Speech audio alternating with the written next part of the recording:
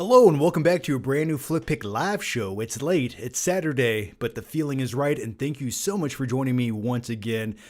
I'll be honest with you, today was a very hectic day. Last night I was up editing a video for like 9 hours, and I didn't sleep until 8 o'clock this morning. I drank an iced coffee, I ate a breakfast burrito that was still slightly frozen in the middle, but aren't they always?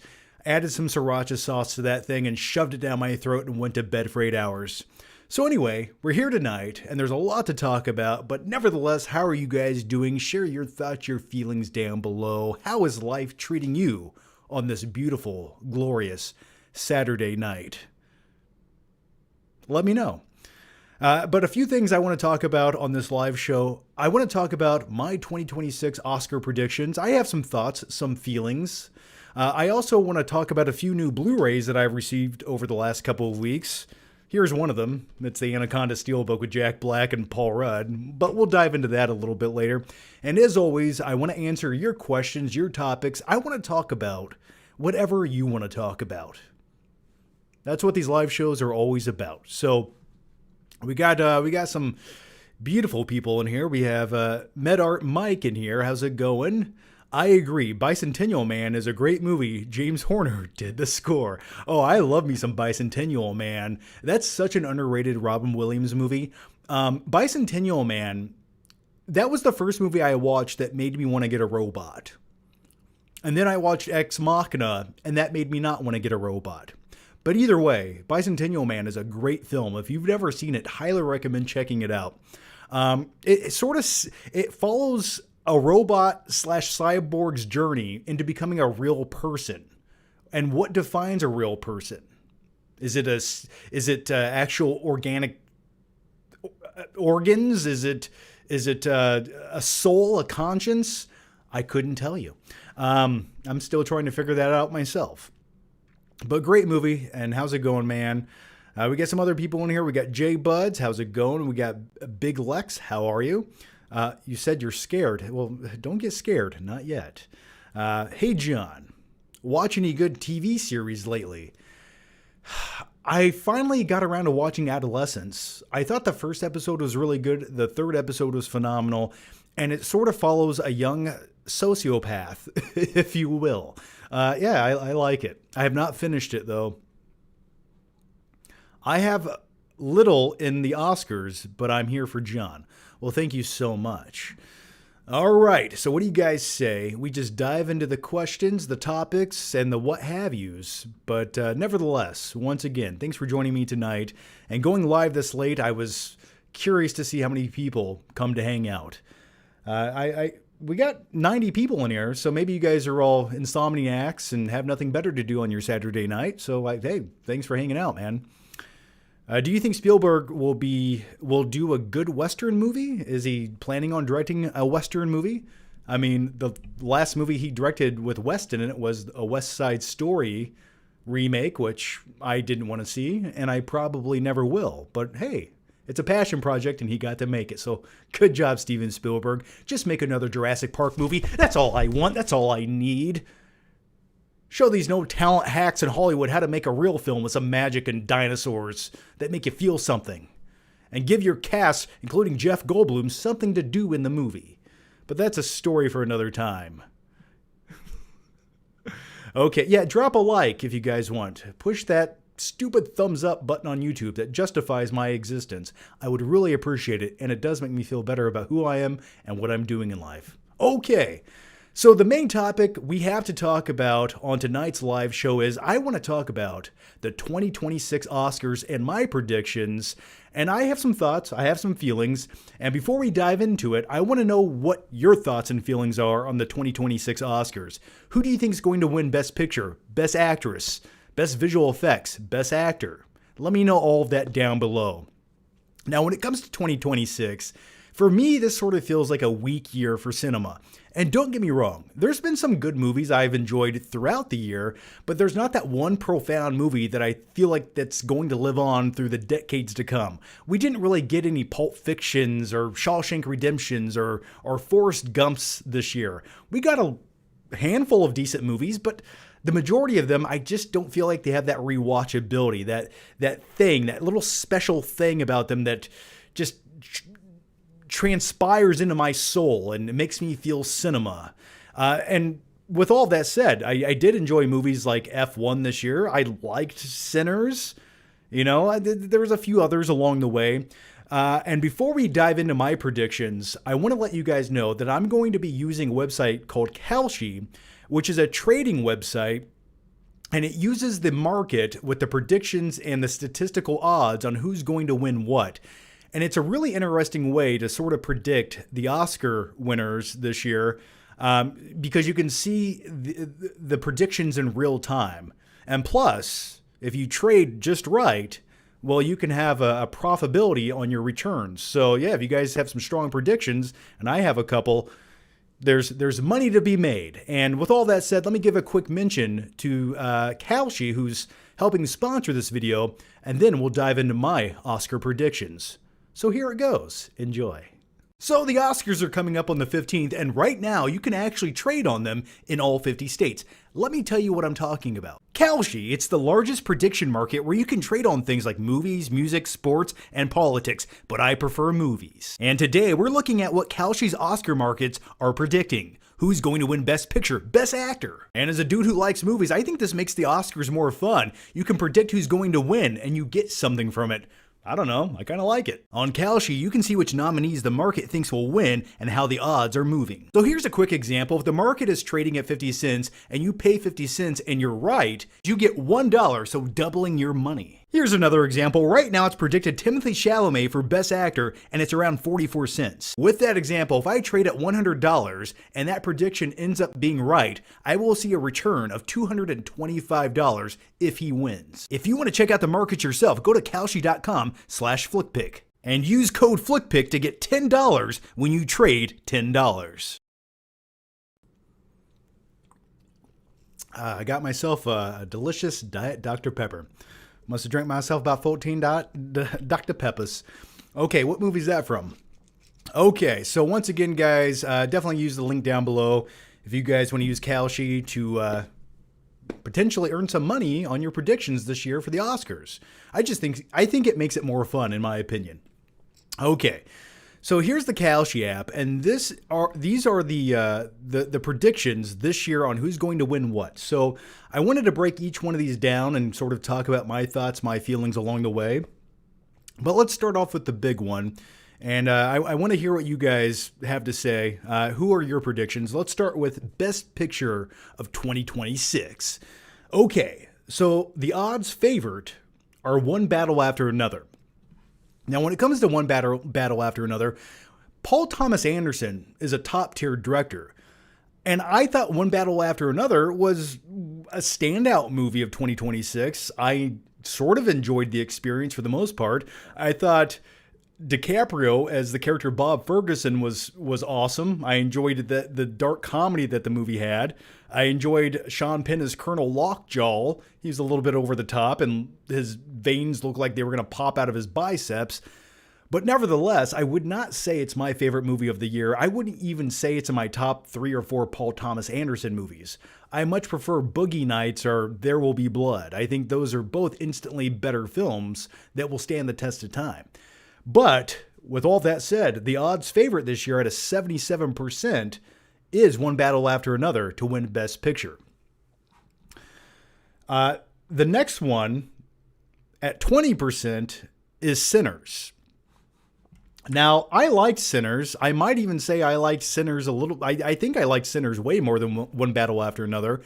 Now, say what you will about Sinners. It's basically sort of like a modern day remake of From Till Dusk Till Dawn.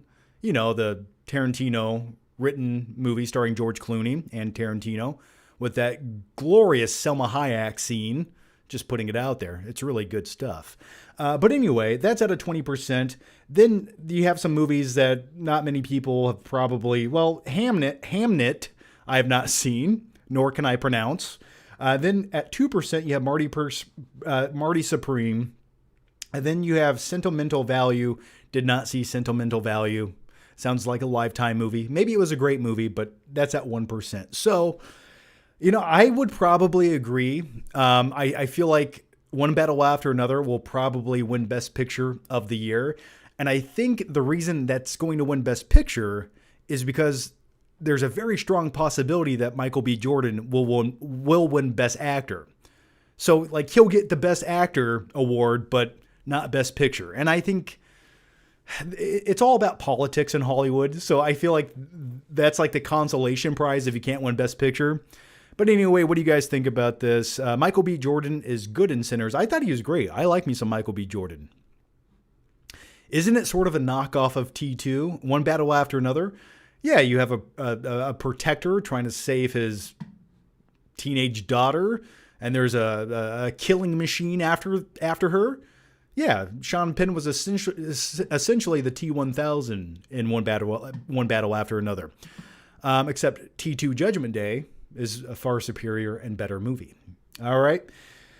So it's looking like Best Picture will be One Battle After Another, and that would be my prediction as well. Not my favorite movie, but I feel like it's going to win. All right, let's go to the next one here. And the next one is Best Actor. Now, speaking of Michael B. Jordan, there's a 55% chance on Kalshi he will win. And so I would probably agree with that. And the thing you have to understand when it comes to the Academy Awards, the Oscars, these votes are at the mercy of the people who can vote, right? And a lot of people who vote on these things haven't watched every single movie. Most of these people have probably only watched 4 or 5 movies, or maybe half of the nominees. So sometimes it's a popularity contest. So I think Michael B. Jordan will most likely win. Now, a lot of people are pulling for Timothée Chalamet, but he's at a 34%. And I will say, I think Michael B. Jordan is going to do it this year. And here's the reason I kind of favor Michael B. Jordan. I watched Marty Supreme. I thought it was okay. Like, there's some aspects about it that I enjoy. I liked the ping pong aspect. I liked the 1950s time period. I did not enjoy the 1-hour subplot revolving around finding a dog for a reward. I thought that was like the detriment of the movie that just bogged it down and was completely useless to the narrative. But I like movies with fucked up characters. And Marty Supreme was kind of a shithead character. And I like characters like that. I really do. And that's sort of the typical character you see from the Safdie brothers. They put these devious, sort of almost unlikable, but sometimes likable / charismatic characters in their leading roles. Like Uncut Gems, for example. Or Good Time, which I think is their best movie. But anyway, I think Michael B. Jordan deserves this win because he didn't just play one character. No. He played dual characters.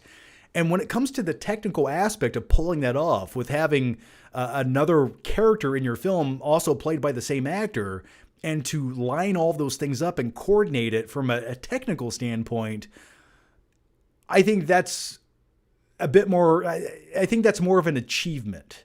So I'm going to give it to Michael B. Jordan, and once again, this, in my opinion, kind of showcases 2026 as sort of being a weak year for movies. Like most other years, I don't feel like half these people would be in the running. But anyway, here we are. So, all right, let's go to the next one here. And the next one is Best Picture nominations. Now, these are just nominations. I don't know what this one's for, actually. So anyway, these are all the nominations. Yeah, F1's in there. I liked F1. I would say I liked F1 more than One Battle After Another or Sinners, but I know it's objectively not maybe the better movie. But hey, fast cars, race cars, Brad Pitt. All right, let's go to the next one here. Michael B. Jordan is good in Sinners. Yeah, he's great. If more people had seen Blue Moon, Ethan Hawke would be front runner. I didn't get a chance to watch Blue Moon. Okay, let's talk about Best Supporting Actor, though. At 77%, according to Kalshi, Sean Penn is the favorite to win Best Supporting Actor. And then you have Stellan Skarsgård, Delroy Lindo, Jacob Elordi, who played Frankenstein. Yeah, you know what? I would probably, when it comes to charisma and a character that stood out, And that's sort of what you want to see in a supporting role. You know, you need a little more flavor to support that leading man. I would say Sean Penn stood out as Colonel Lockjaw. He just looks like he needs to take blood pressure medicine or something in that movie. But he played a great antagonist. All right, the next one is Best Director. And we have Paul Thomas Anderson for One Battle After Another, Ryan Coogler for Sinners, Chloe Zhao, and then some other people that probably won't win. And I think if One Battle After Another wins Best Picture, it typically makes sense for the director of that movie to win Best Director. And sometimes when that doesn't align, it's like really odd to me. And that has happened many times in the past. But anyway, I think Paul Thomas Anderson will probably win it this year. He picked a good year to release his movie. I will say that. All right, the next one is going to be Best Supporting Actress. I really don't care on who wins this, who doesn't. Amy Madigan is supposed to win. So, okay, let's talk about Best Actress, though. You have Jessie Buckley, Rose Byrne, Emma Stone. I personally liked Emma Stone this year in Begonia. You know, I thought she did a really good performance. And the thing about Begonia, the reason I would give it to her, and she has no chance of winning, she's at 1%. But anyway, I just liked that Begonia was sort of a heavy performance, dialogue-driven movie that took place in only a couple locations. That sort of felt like a stage play. All right, Best Cinematography. You got One Battle After Another. I would say the one thing One Battle After Another definitely probably deserves to win is Best Cinematography, because throughout that film, the way it was shot sort of reminded me of like an Alfred Hitchcock film. And the sequence at the end of the film, during the climax, where there's a car chase sequence and the camera's panning over the hills in the desert and moving, and it gave you this weird, uneasy feeling. I would say it had beautiful cinematography for the film. So I will say One Battle After Another probably deserves the cinematography win. And then you have Sinners at 21%, Train Dreams. I watched 27 minutes of Train Dreams on Netflix, then I fell asleep, and I never got around to watching it again. Do you guys think I should watch it? Let me know. Okay, and then you have Best Original Screenplay. You have Sinners, which, I'm sorry, once again, I liked Sinners. It is somewhat original, but also it follows the blueprint of another movie that came out 30 years ago called From Dusk Till Dawn. It literally follows the same blueprint, like beat for beat. So yeah, it's kind of original, except you copied someone else's homework and you changed up the time period and the location a little bit, you know, and some of the characters, but the main premise, I don't know, man. I don't know. And then you got Marty Supreme, Sentimental Value, Blue Moon. So I'm sure Sinners might win this one. It's at 96%, so it's an odds favorite. Train Dreams is the best looking movie of last year. It's gorgeous. Every frame is a painting. Yeah, it definitely looked nice. I like the way it looked visually.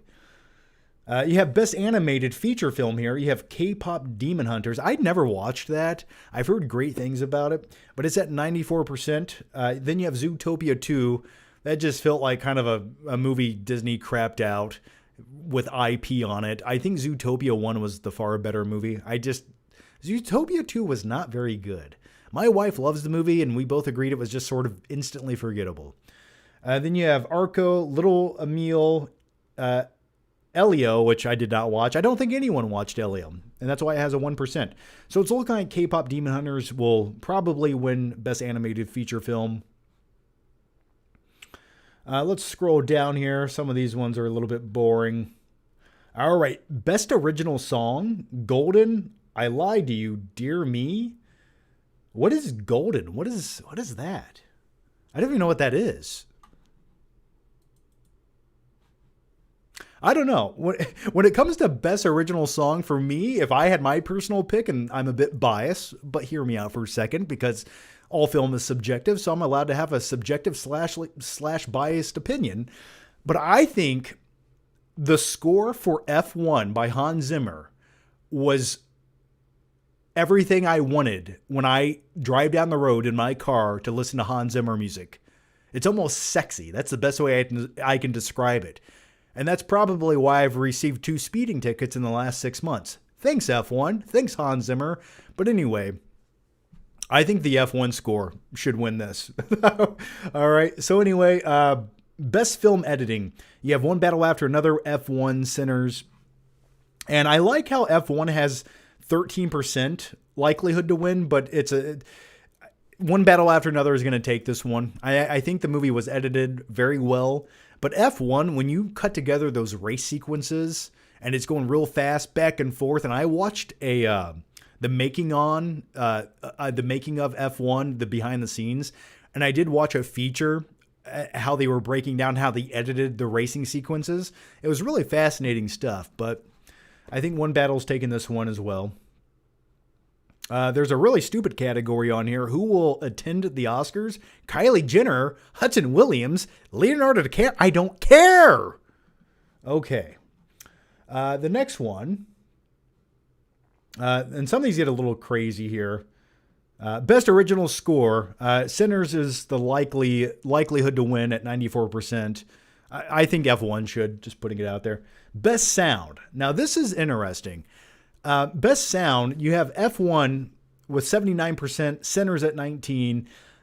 Listen, if F1 doesn't at least win best sound, I mean, listen, it sounded like the race cars were inside of me during that movie. I could feel my ass rumbling in the seat when I watched it. And that was half the enjoyment of watching the movie. So I hope F1 at least wins best sound. Best production design. Now, as a dude who likes movies, I sort of like the technical categories for movies. And, John, I think you've been living under a rock if you don't know Golden. I might know Golden. I don't know, man. I listen to the same 10 songs on Spotify on repeat. But anyway, best production design. Frankenstein at 91%, Sinners, Hamnet, Marty Supreme. I think you sort of have to give production design to Frankenstein. I thought Frankenstein was okay. I thought the second half was immensely more entertaining than the first half. I think the movie was a little bit too long for its own good and sort of looked like a Netflix movie at times. It was a little too clean. And I was hoping it would have a little more grit and grain on it when it's a 1800s Frankenstein movie. But anyway, the production design was really nice looking. I mean, it looked gothic and real, Frankenstein's castle looked very well done. It had some gore in it. You had a lot of body parts, so it definitely deserves the production design. So it has a 91% likelihood of winning, according to Kalshi. Best makeup and hairstyling. Once again, you got to give it to Frankenstein. Listen, I think Michael B. Jordan's haircut looked cool in Sinners, and he had a 1920s looking outfit on, but man, he wasn't wearing prosthetics from head to toe, dressed like Frankenstein with his body stitched together, was he? So I definitely think when it comes to makeup and hairstyling, you got to give it to Frankenstein. Come on. All right, but it has a 93%. So, all right, the next one is, let's talk about best visual effects. Here's another technical one. Now, when it comes to best visual effects, Avatar, Fire and Ash, say what you will about the movie, it's at a 94% to win. And I think the likelihood, you have to give it to Avatar, Fire and Ash. Does it feel like a retread of the first 2 movies combined? Yeah, it does. But man, those big 9-foot tall blue alien people, the visuals look spectacular, okay? I felt like I was in Pandora when I watched that movie. So I would agree. I think Avatar, Fire and Ash should be the winner of Best Visual Effects. I mean, if James Cameron, for his billion-dollar franchise that he spent 30 years on, doesn't win visual effects, and keep in mind that's pretty much the only thing Fire and Ash has going for, if it doesn't win that, then what are we doing here? Okay. Let's see what other categories we have on here. Best documentary. Let's see. How many Oscars will Sentimental win? So, yeah, I think that sums up sort of all the categories on the Oscars I care about. And I'm curious to know what you guys think on some of these. Who do you guys think's who do you think is going to win what? And let's just dive into some of your thoughts, your feelings here. And we have one here who says, I missed F1. Well, you should definitely watch it. I hope Sinners loses everything. Yeah, I think there's definitely a few categories it should win. You know, I think Michael B. Jordan could win Best Actor, but I thought his performance was good. But man, when you compare it to past Oscar-worthy performances throughout the years, was it that outstanding, or are we just in a weak year for 2026? I don't know. Leave your thoughts, your feelings down below. Let me know. And also, definitely check out Kalshi. The link is down below. And you guys, if you spend $10, you get $10. So use my glorious magical link down below. Okay, let's keep going. Oscars, who cares? Yeah, for me, I really genuinely don't care about the Oscars, but I wanted to talk about it because I think, like, if you can trade and earn money on your predictions, I think that just makes it more fun to me. I don't know. Battle After Another wins Best Picture. Yeah, it's probably winning.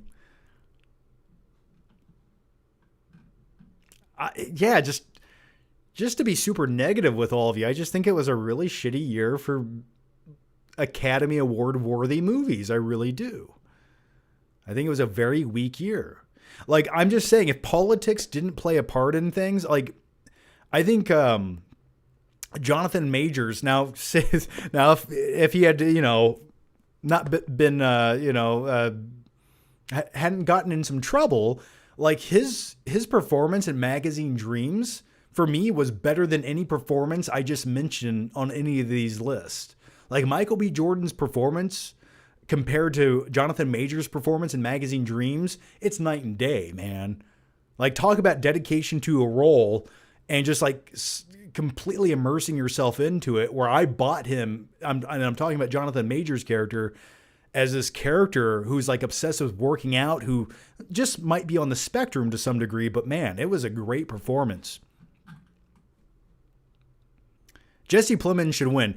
Jesse Plemons, I absolutely agree with you. He should have been nominated, or he should have won for Best Supporting Role, because he plays a great shithead. And I bought him being this insane antagonist. But then again, Jesse Plemons always plays the unlikable shithead in every role that he plays. He's always sort of that weird villainous character. Like if you look at Jungle Cruise or Breaking Bad. I love me some Jesse Plemons. Yeah, he wasn't even nominated. I agree. That was sort of a snub. But hey, Hollywood is all about politicking, so we got to back up, all right? Yeah, where's the Lord of the Rings, man? Where's the Shawshank Redemptions? Like, where are the big Oscar-worthy movies this year? I want Titanic, Part 2. All right, let's keep going. Let me answer some of your questions here. Who should win Best Actress? I would have liked to see Emma Stone, but very unlikely. Okay. Let's answer some of your questions here, and feel free to talk about whatever you guys want to talk about. Submit your questions, your topics. Sinners is so overrated, but will win Best Picture and Screenplay. Yeah, it's the name. It's the one movie everyone can think of when it comes to 2025. You know. Yeah, there's no Interstellars, So where's all the movies that should be on these lists? Weak year, very weak year for movies. Okay, let's dive into it. We got one here from Silvio, who has been a member for 32 long months. So thank you, Silvio. I love your content. Well, thank you. I'm glad somebody does, but thank you for that. Just keep watching. That's all I ask. I'll keep crapping this stuff out. All right, we got one here from Asher56 who says, sounds like Gunn's DCU is over. Yeah, let's talk about James Gunn's DCU. And the more I've thought about James Gunn's DCU, the less I want to see more of it. Now, when this was first announced, like a year or 2 years ago, I remember they came out with a big announcement and all these big title projects that were in production that were going to start soon to be on the lookout for, like Batman Beyond, the new Superman movie. Hang on, my eye itches. That was not one of them, but I feel like that would have been a better title than some of these other movies. You had the Lanterns TV show. You had a Supergirl movie.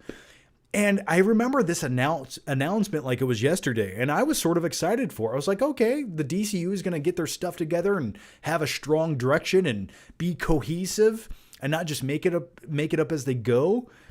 And since Superman came out last summer, which was okay, like, I don't think it's like the Superman movie to define a generation. I think Man of Steel is a far superior movie. And I think if you just watch both of those movies back to back, it's like night and day. Superman, Man of Steel compared to Superman, it's like one's sort of like a okay 2-hour experience, but the other one feels like a cinematic event with acting and emotion and a great score. And I'm just not that excited for James Gunn's DCU. It just sort of looks like a more surface level version of what he has already done with Guardians of the Galaxy, like the new Supergirl movie. It looks like an okay popcorn movie to watch in the theater during the summer months. Don't get me wrong, like it looks like a mildly enjoyable comic book movie, but it's not going to be anything that like pushes the boundaries, that stands out. And that's what I like when it comes to comic book movies. Give me a movie that like stands out, that could have an Oscar-worthy performance in it. Just don't give me this mindless mumbo jumbo that no one's going to remember in 6 months. You know, where are the Dark Knight Rises? Where are the Batman Begins? You know, where are the Blades from 1998? I want more comic book movies like that. But we're getting movies like Morbius, you know? But anyway, I'm not that excited about anything coming from James Gunn's DCU. And listen, I was super hyped about Batman the Bold and the Brave. And man, I just don't have much faith in it.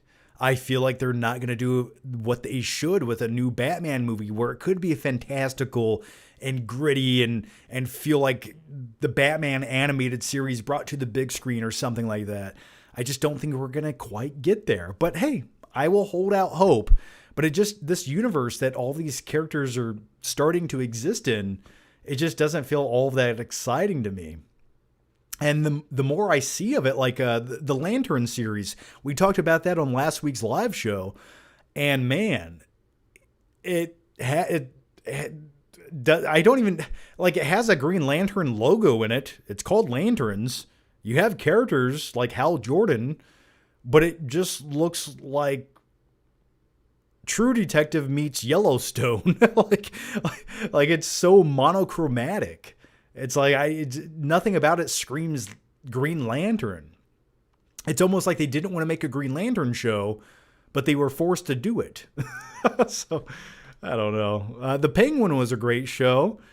Yeah, but that has nothing to do with James Gunn's DCU. So that's a very different thing. Like, I liked the Batman. I'd much rather have a DC universe that was more in line with Matt Reeves' The Batman than whatever James Gunn's doing with this surface level slop with jokes that aren't funny. But anyway, I digress. Let's keep going. And by the way, I had a few questions in here. Someone asked me about Project Hail Mary. Do you subscribe to my channel? So I talked about Project Hail Mary on the last live show for 20 minutes. Just check out the last week's live show. I also uploaded a review on my main channel, The Flick Pick. I did a review for Project Hail Mary. I did a reaction video for Project Hail Mary. So just search around. You can get my thoughts on the movie. I quite enjoyed it. It was a good time.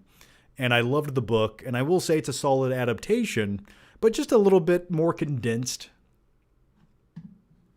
Okay, let's go to the next one here. And the next one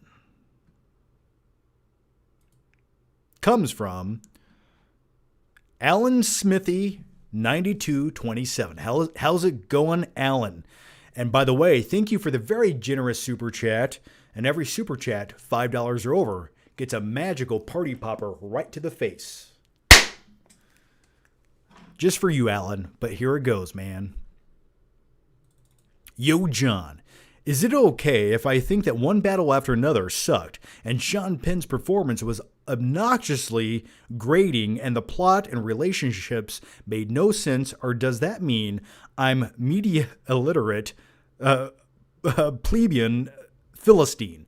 Yeah, it does. It means you're a Philistine. It means you have no taste and you will never fit in to Hollywood, okay? What's wrong with you? How could you not like this movie no one will talk about in 6 months after it wins Best Picture of the Year? How dare you?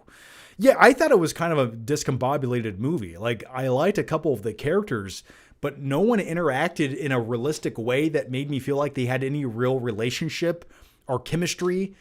And I feel like all of the nuance in the movie, it was sort of given to Leonardo DiCaprio, but he didn't get enough screen time in the movie. So we're stuck with all these other characters I didn't care about, like the daughter in the movie. I don't remember her name. I just remember she was a girl. That's what I remember about her. And Sean Penn definitely chewed up the scenery as like the antagonist. And I think he was sort of like the standout, memorable performance, but Sean Penn just looks gross to me nowadays. I guess that's the best way to say it. The best way to describe Sean Penn in One Battle After Another, and I'm sorry if this offends anyone, but then again, no, I am not. He looked like a veiny cock who was about to explode. That's the best way to describe him. But anyway, thanks for the question so much, man. And no, I agree with your sentiments. Thank you so much.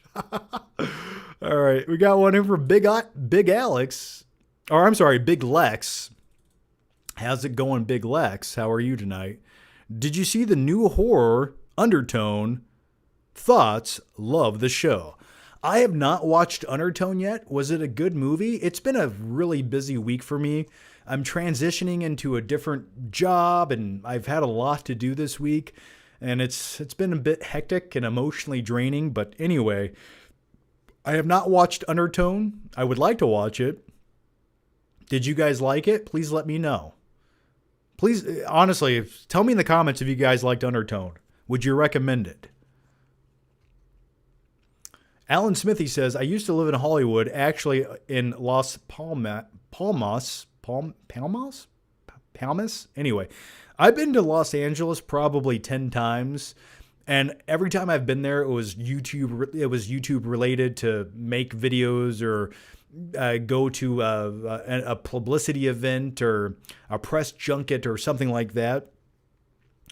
So yeah, I live in Indiana, and you know I don't plan on leaving anytime soon. Okay, the 2010s have countless great movies. I agree, man. The 2010s are underrated. Like, think of how many great movies just came out between 2010 and like 2014. Like 2014 alone had Whiplash. It had Nightcrawler. It had Interstellar. Like, all three of those movies are better than any movie that came out in 2025. Easily. All right, let's go to the next one here. I have not seen Nirvana the movie. John's either changing houses, girlfriends, jobs, or at least it's the job. It's just the job, man. I'm not moving for the 28th time. I am not. I just willingly switched jobs. That's all. Just takes up a lot of brain power. You know, that's all it is. But anyway, thanks for the question, Lex. Thank you so much. Okay, let's go to the next one here. And the next one comes from Giacinta. How's it going, Giacinta? How are you? What do you think about Kalshi odds what do you think the Kalshi odds are of the amount of hats Cool Duder sweats through in a year? Oh, I would say 99%, man. Whatever that means, definitely 99%. Hey, I love me some Cool Duder. I would even respect Bold Duder. Either one, man. but there's a 100% chance on that. The odds are in his favor. All right, the next one comes from the Nez Rookie? Or is it the Nez? The Nez Rookie. Okay. Jesse Plemons was snubbed. Was Rock snubbed in your opinion? You know what? That's a great question. That's a really interesting question because I thought The Rock in The Smashing Machine, The Rock was definitely made to play the real life person Mark Kerr, an MMA fighter who weighs 280 pounds, who has trapezius muscles that go up to his ears. And there's not many actors in Hollywood who could portray that role, but I thought The Rock was definitely one of The Rock's best movies or best performances he's ever given. But no one watched The Smashing Machine. I did watch it. I liked it for the most part. I think they got the tone a little bit wrong at times. Like, they just went out of their way to make this a movie that most people probably wouldn't latch on to. I think that was the detriment of the movie. But there were definitely aspects about it that I liked. Do I think it's like best movie of the year? No. But do I think The Rock could have been nominated? Yeah, it's kind of shocking that he wasn't. But I just think we're in a weird transitional phase when it comes to Hollywood and the Academy Awards. And I just think The Rock's never going to have a chance to win a Best Acting Academy Award at the Oscars. So, but if ever he did have a chance, it was this movie. And I don't know. I think he could have been nominated. I think that would have been interesting. I think his performance in Smashing Machine was good because if you watch the real life person Mark Kerr and you see The Rock's performance, he did a good job with what he was supposed to do. So I don't know. I mean, I think it was more riveting than Michael B. Jordan's performance if I had to choose one.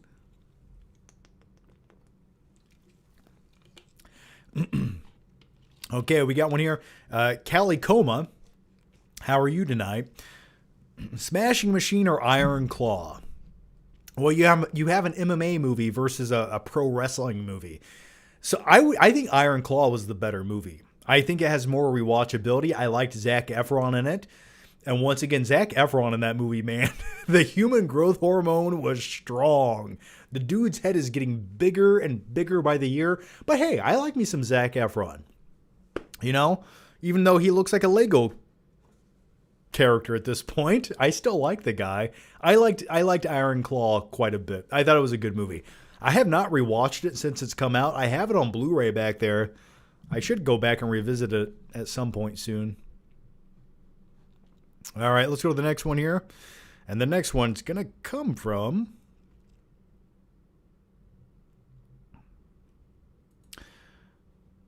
Andy Kumar, 2817. How's it going, Andy? Thanks for joining me, man. Okay, here it is.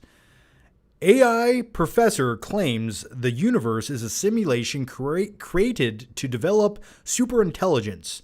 We fed it data, art, culture, and it may shut down soon. Yeah, you know, that's... How deep do you want to go down this rabbit hole? What time is it? It's 10:45. I don't know if I have the brain capacity or the power to talk about this because I haven't eaten dinner yet and I'm only running off this Diet Dr. Pepper, 0 sugar. But with all that said, I will do my best to indulge in this conversation. So I think statistically, if the odds are, technologically speaking, at some point in the future, and keep in mind the rapid development with how quick AI is developing, we didn't even talk about AI or utilizing AI from a consumer standpoint until the last couple years.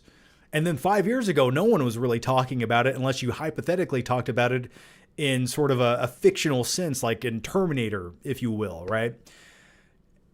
And going back through the decades in cinema, I mean, they've been talking about AI since 2001, A Space Odyssey, with how wrong things can go with AI.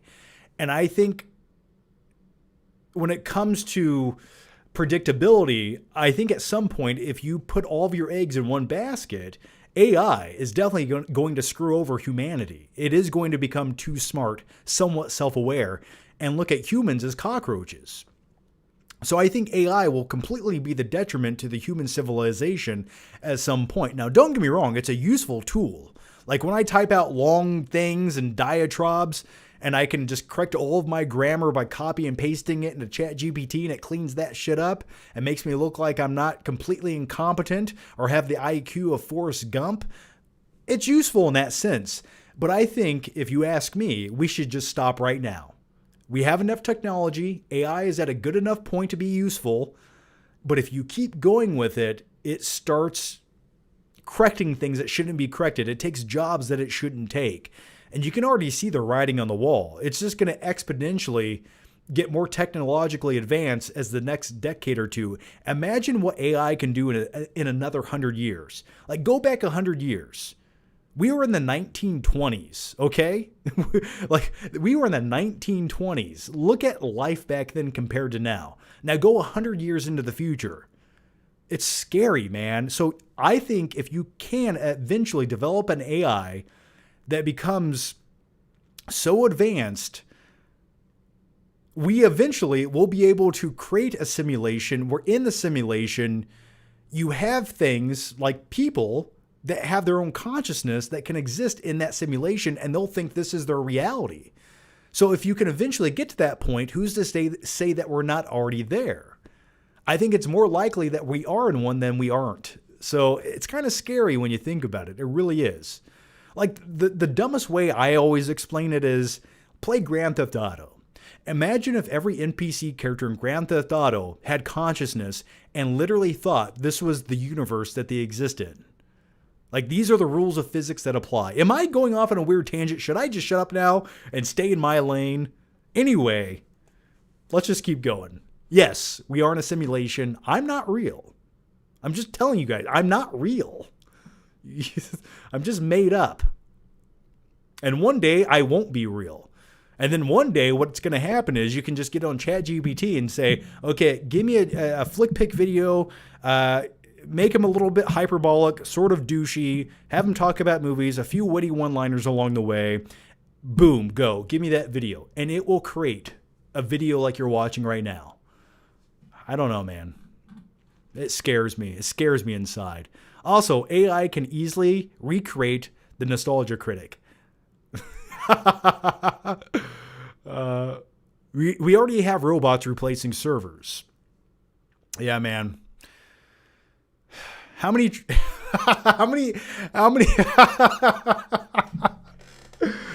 how many nominations did Tron Ares get? I don't fucking none, I hope. None. All right. Let's keep going here. You got me all worked up about AI. Did anyone tell me if Undertone's a good movie? Someone tell me. Did you watch the movie? Did you like it? So basically The Matrix. Yeah, basically. Yeah. Okay. The next one comes from, and by the way, Andy Kumar, here's your party popper, your AI party popper. Let me blow this one up in the air. I want it to rain down upon us. 3, 2, 1. There it is. I'm going to keep it there. I'm going to keep it there. All right, let's keep going. No, I'm not. Oh. All right. The next question comes from Elliot Cecil 6660. How's it going, Elliot, man?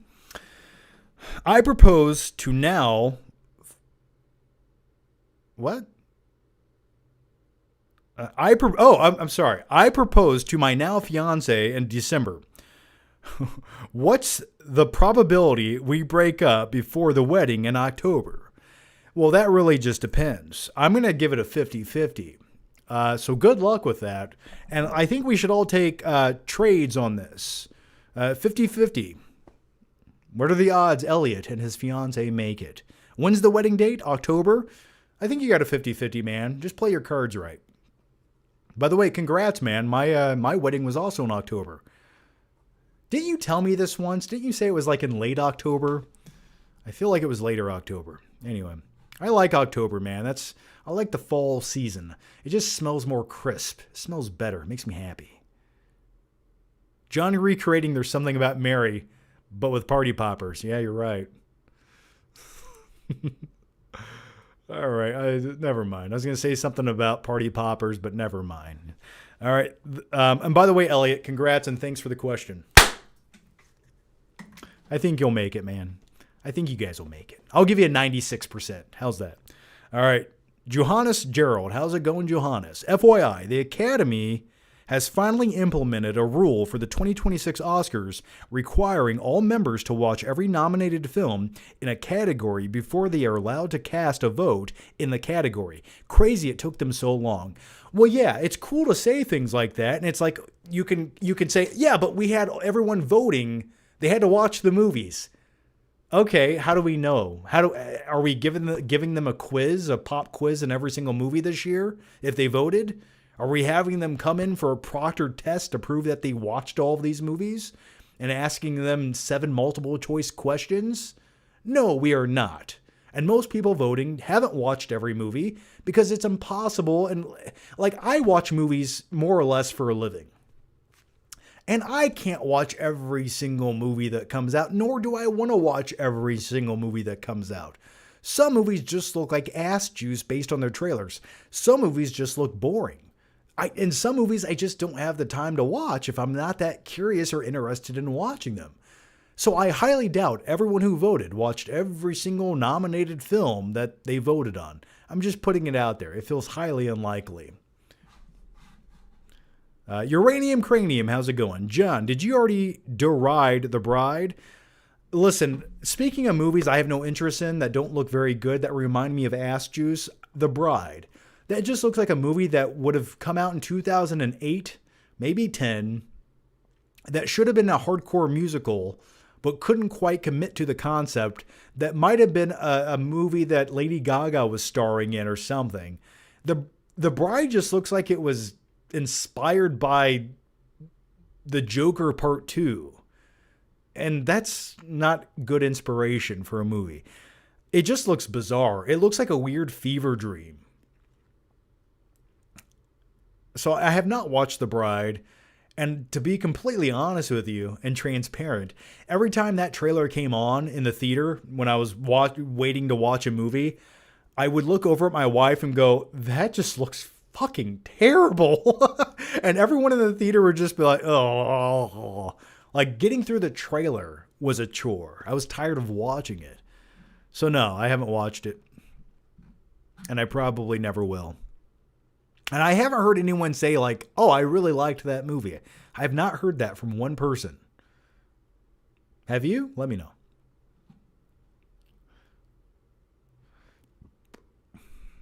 John, did you watch Elimination Chamber? I did watch Elimination Chamber.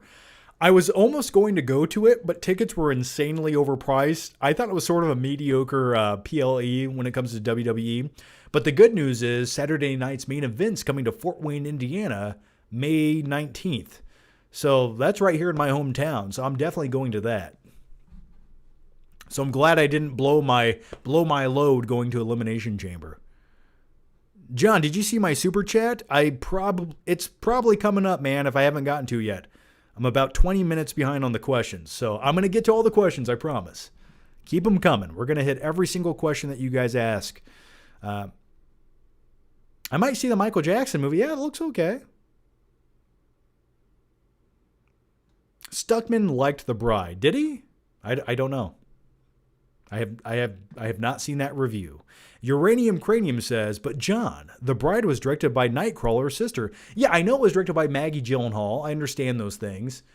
But that's not really a selling point for me. Rachel Dawes of The Dark Knight directed a movie I don't want to see. Didn't she also, or did she just star in it? What was that movie from like 2009 or 2010 with Jeff Bridges in it, where he played a country musical star? Was that directed by Maggie Gyllenhaal, or was that somebody else? She was in the movie. Or am I making that up? I thought Bradley Pooper says, I liked The Bride. Even if you think you liked it, you didn't. Okay, the next one comes from... All right, the next one comes from, let's see here. Let's scroll up. Skylar Wheelock, how's it going, Skylar? Is there a particular era of music or movies you miss? Honestly, and I don't want to sound like a sucker for nostalgia, but when you go back to the 1990s, I just feel like there was something about that time period. It was sort of like the perfect concoction of humanity meets technology meets pulp culture. And I feel like it was like the perfect blend of all those things that came together. And if you missed the 1990s and you're a Gen Z kid, that's okay. It's not your fault. But I just want you to know you missed out on a really cool time period to be alive. I feel like the 1990s, when you look at it, even objectively speaking, the movies, like look at the lineup of movies from the 1990s. I don't think you could have a better decade for cinema. Look at the music, the wide array of music. There was so much variation. The TV. And now I will say like the 2000s and beyond, like some of the TV shows, like sitcoms definitely were the king of TV series in the 90s. But like I will give it to the 2000s when it comes to like TV series like Game of Thrones, stuff like that, Breaking Bad. But man, I think the 90s. But the music, like the music from the 90s, just every composer I feel like did some of their best work in the 90s. But that's not to take anything away. There's been a lineup of great movies throughout the 2000s. Like Lord of the Rings is in the 2000s. Great score, great films. Some of my favorite Hans Zimmer music is from the 2000s in movies, like the Batman trilogy and stuff like that. But I think if I had to pick, I'm going to go with the 1990s on that one. I don't know. What do you guys think? Let me know. John, don't worry. We had the 2000s and 2010s. Everything in the 2000s I just call it the 2000s. It all blends together. Everything was better before 2000. It really feels like that's where the Matrix did their hard reset. You know what I think? I think we do live in a simulation. And what the simulation did is it created a little movie called The Matrix in 1999. And the simulation was like, hey, it's here. It exists. We're letting you guys know. Here it is. And then we did a hard reset in 2000. And everything since then feels like it's been downhill, doesn't it? Just putting it out there. Like everything feels like it always gets more complicated and worse in life. But hey, let's keep it positive tonight. I'm happy to be here. All right.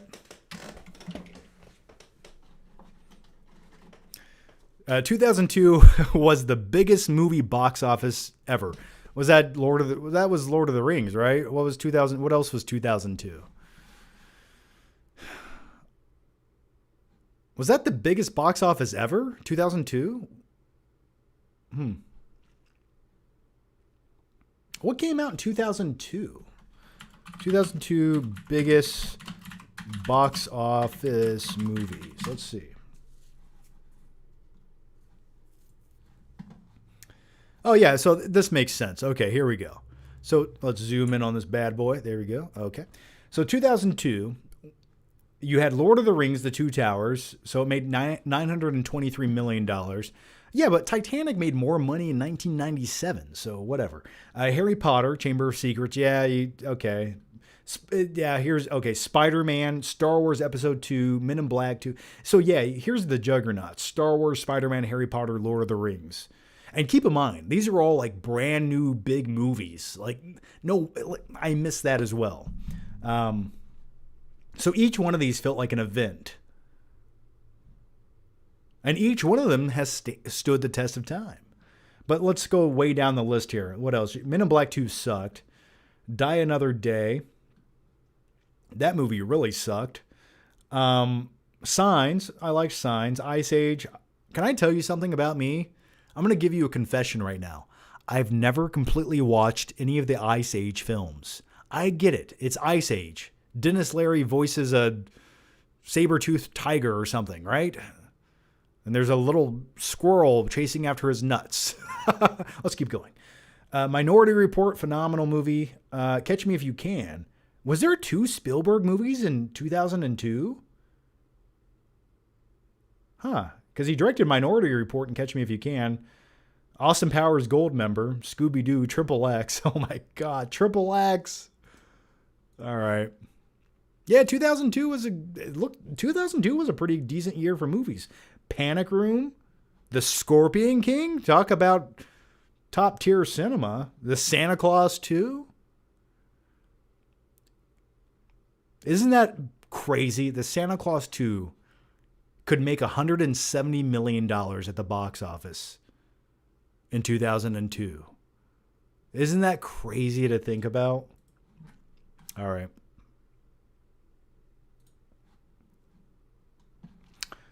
Let's keep going here.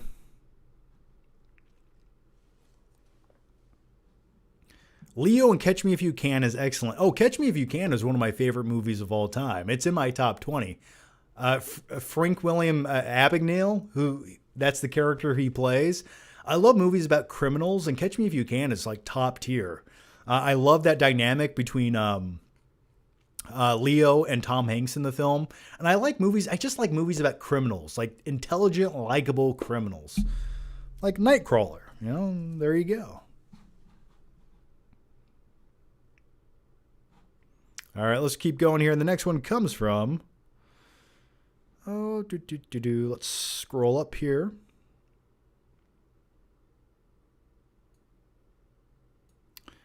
This one comes from Skylar Wheelock, who says, some of your favorite movies are releasing in 4K Steelbook this spring. The Patriot, Robin Hood, Prince of Thieves, Sleepers. I know you're not a big fan of it, but coming out around your birthday, by the way, you're the real WrestleMania main event this year. Oh, man, Skylar Wheelock, why do you have to reach out and always touch my heart and make me feel warm and tingly inside? Skylar, you get a party popper. There you go, man. Thank you for that. Yeah, if you guys didn't know, WrestleMania Night 2 this year is on April 19th. And then that just so happens to be my birthday. I like to say it's meant to be. And I feel like the king of the world champion, if you will. But anyway, thanks for that, man. Yeah, I know the Patriot's coming out on Steelbook. Do I have the 4K of the Patriot? I might have the 4K of the Patriot. Anyway, my wife had never seen that movie, and I showed it to her like a month or two ago. She loves it. And I was like, listen, think back, like after we watched it, and I was like, what's your favorite scene? She's like, where he freaks out with the tomahawk and just kills 20 redcoats. I'm like, yeah, like it's so underrated. Like that one scene is better than any scene in a movie I've watched in the last year. Great movie, so underrated. But anyway, Robin Hood, Prince of Thieves, I do want to buy on 4K. Now, Sleepers is one of those movies that I remember watching as a kid, and it made me feel so icky inside. I was like, I'm never going to push a hot dog cart down the stairs injuring somebody to get sent to a young juvenile correctional facility. Not this guy. Because if you watch the movie Sleepers, it's unsettling to say the least. And Kevin Bacon plays a touchy, icky type of character that you don't want small children around. Okay, let's keep going. But good movie. Great movie. Nightcrawler is finally on 4K. I know. Hang on.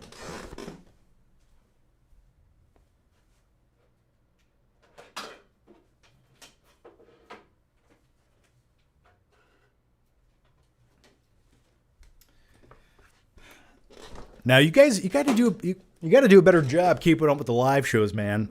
But here it is. You're talking about a little gift that you can give yourself because the name of the movie is Nightcrawler, a professional news gathering service. That is how it should be read, and that is how it should be said. I already have Nightcrawler in 4K. Now, with all that said, I have not had the time to watch it on 4K, so I'm savoring that flavor for a nice rainy day. Now, here's the Steelbook. I don't love the cover art. I don't mind seeing his Challenger on the front cover, but it looks like a Fast and Furious knockoff movie. And then you have all of his camera gear just sitting on the hood of his car. But the thing that you're missing is Jake Gyllenhaal. I don't know. I just don't think that's a very good poster or cover art for the film. I don't think it's good at all. But hopefully the 4K looks good. I've heard it does. I think Blu-ray.com gave it a 5 out of 5. But here it is. I love me some Nightcrawler. And then the next movie, I have another rendition of Nightcrawler. I have the VHS of Nightcrawler. Check that out. This is a legit VHS of Nightcrawler. The movie is on the VHS inside of there.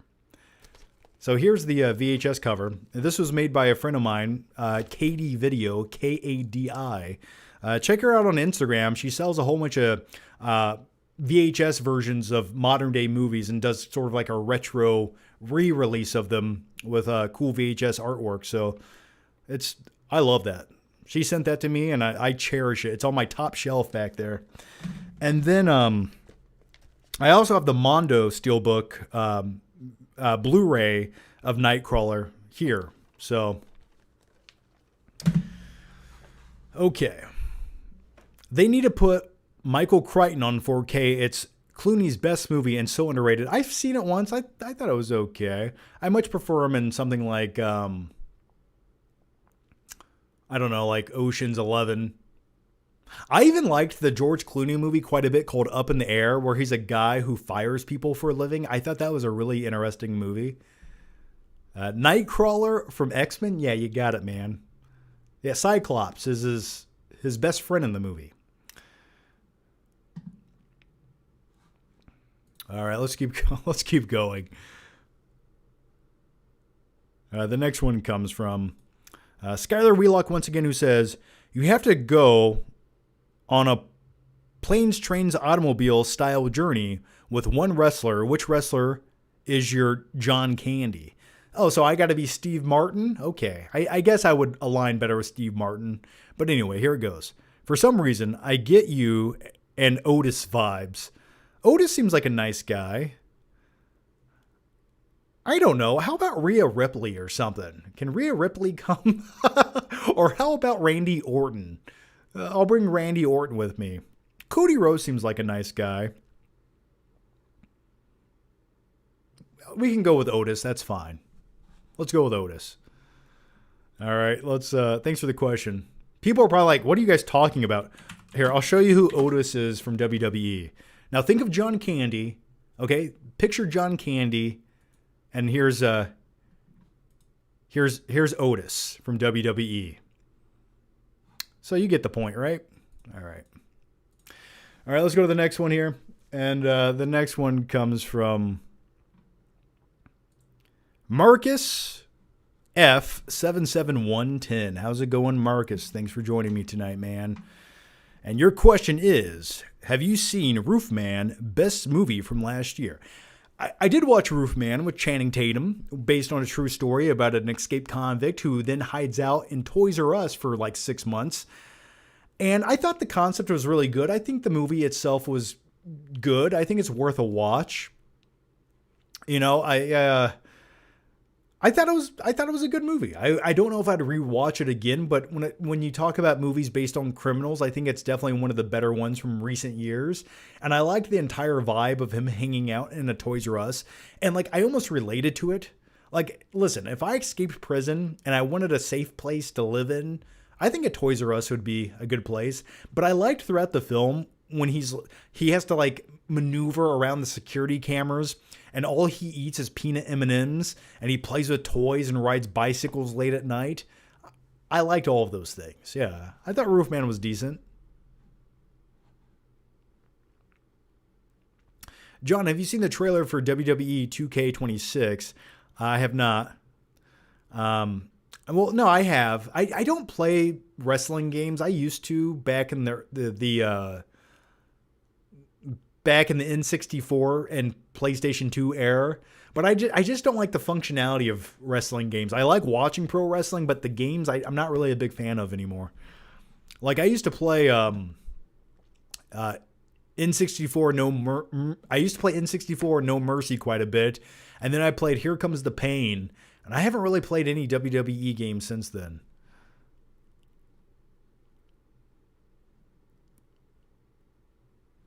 Fun fact, I had my birthday party at Toys R Us during that year.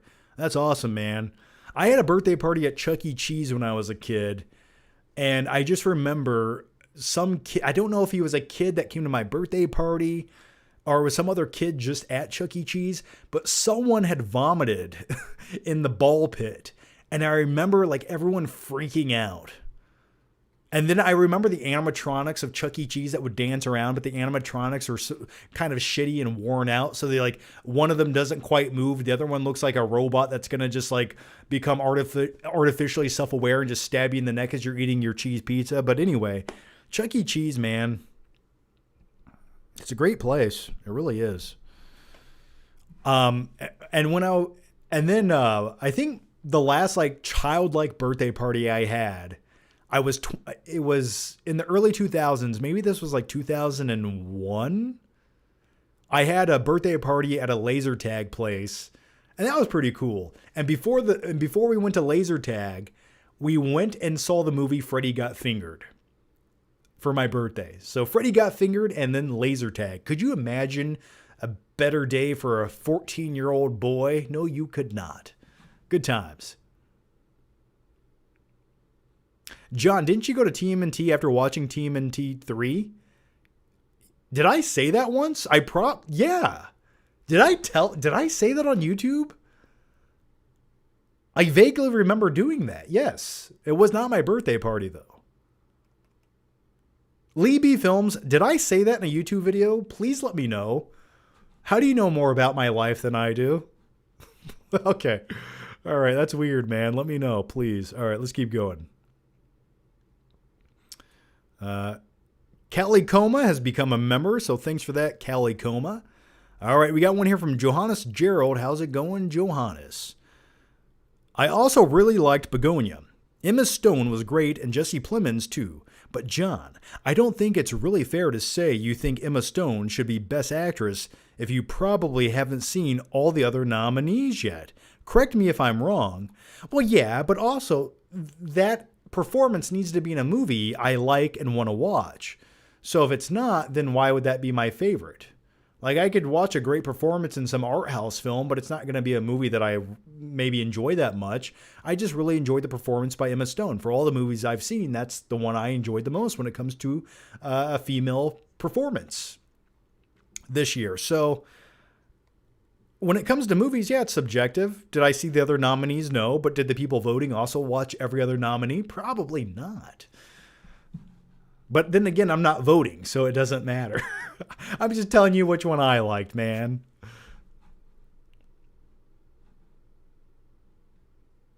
And I think Begonia as a movie stood out this year.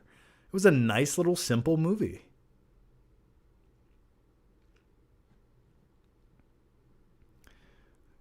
Claudia Rogajan says, yeah, you did. What? How do you know this? What video did I say that in? Please remind me. Send me a link.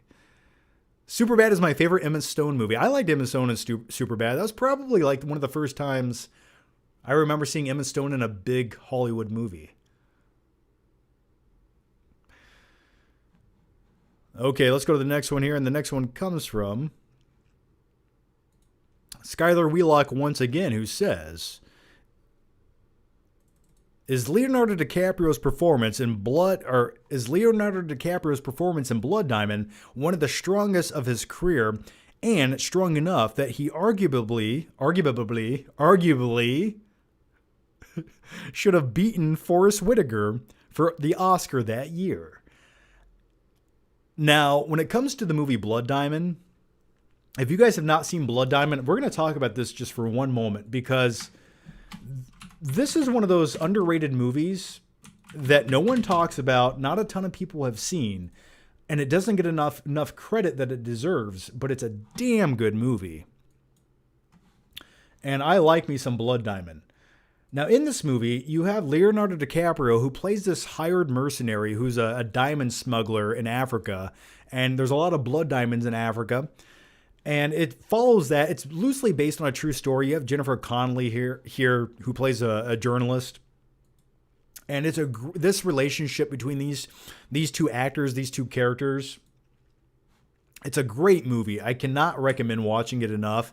If you have nothing better to do tomorrow on your Sunday evening, go watch a Blood Diamond if you've never seen it. I promise you it'll be a good time, and it will probably be better than any movie you've watched in 2025. I almost will guarantee it. And I think Leonardo DiCaprio's performance is great in this. He plays a South African, and he kind of talks like this. Yeah. Danny's my name. Danny. That's probably shitty, but anyway. Great movie, man. And it's a beautiful looking movie. The shots in this movie that follow through Africa as they go on this journey through the jungle. Like at one point they kill a monkey and eat it. Anyway, it's good stuff. Highly recommend it. It's always been one of my favorites as well. I remember the teaser. They had a, what was that? I remember the teaser poster for Blood Diamond didn't look like it would be the movie. It looked like it would be a horror movie. It was like a black poster with like a bloody diamond on it. It looked like a 1980s horror slasher movie. I'll show you.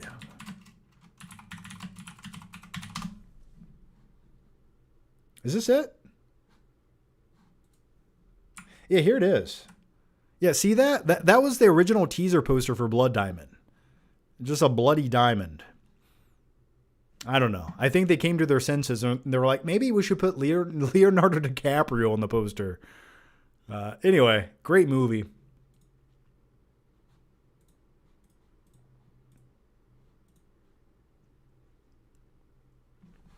Okay, let's keep going here. Let's scroll down. When did Blood Diamond come out? 2006? 2006?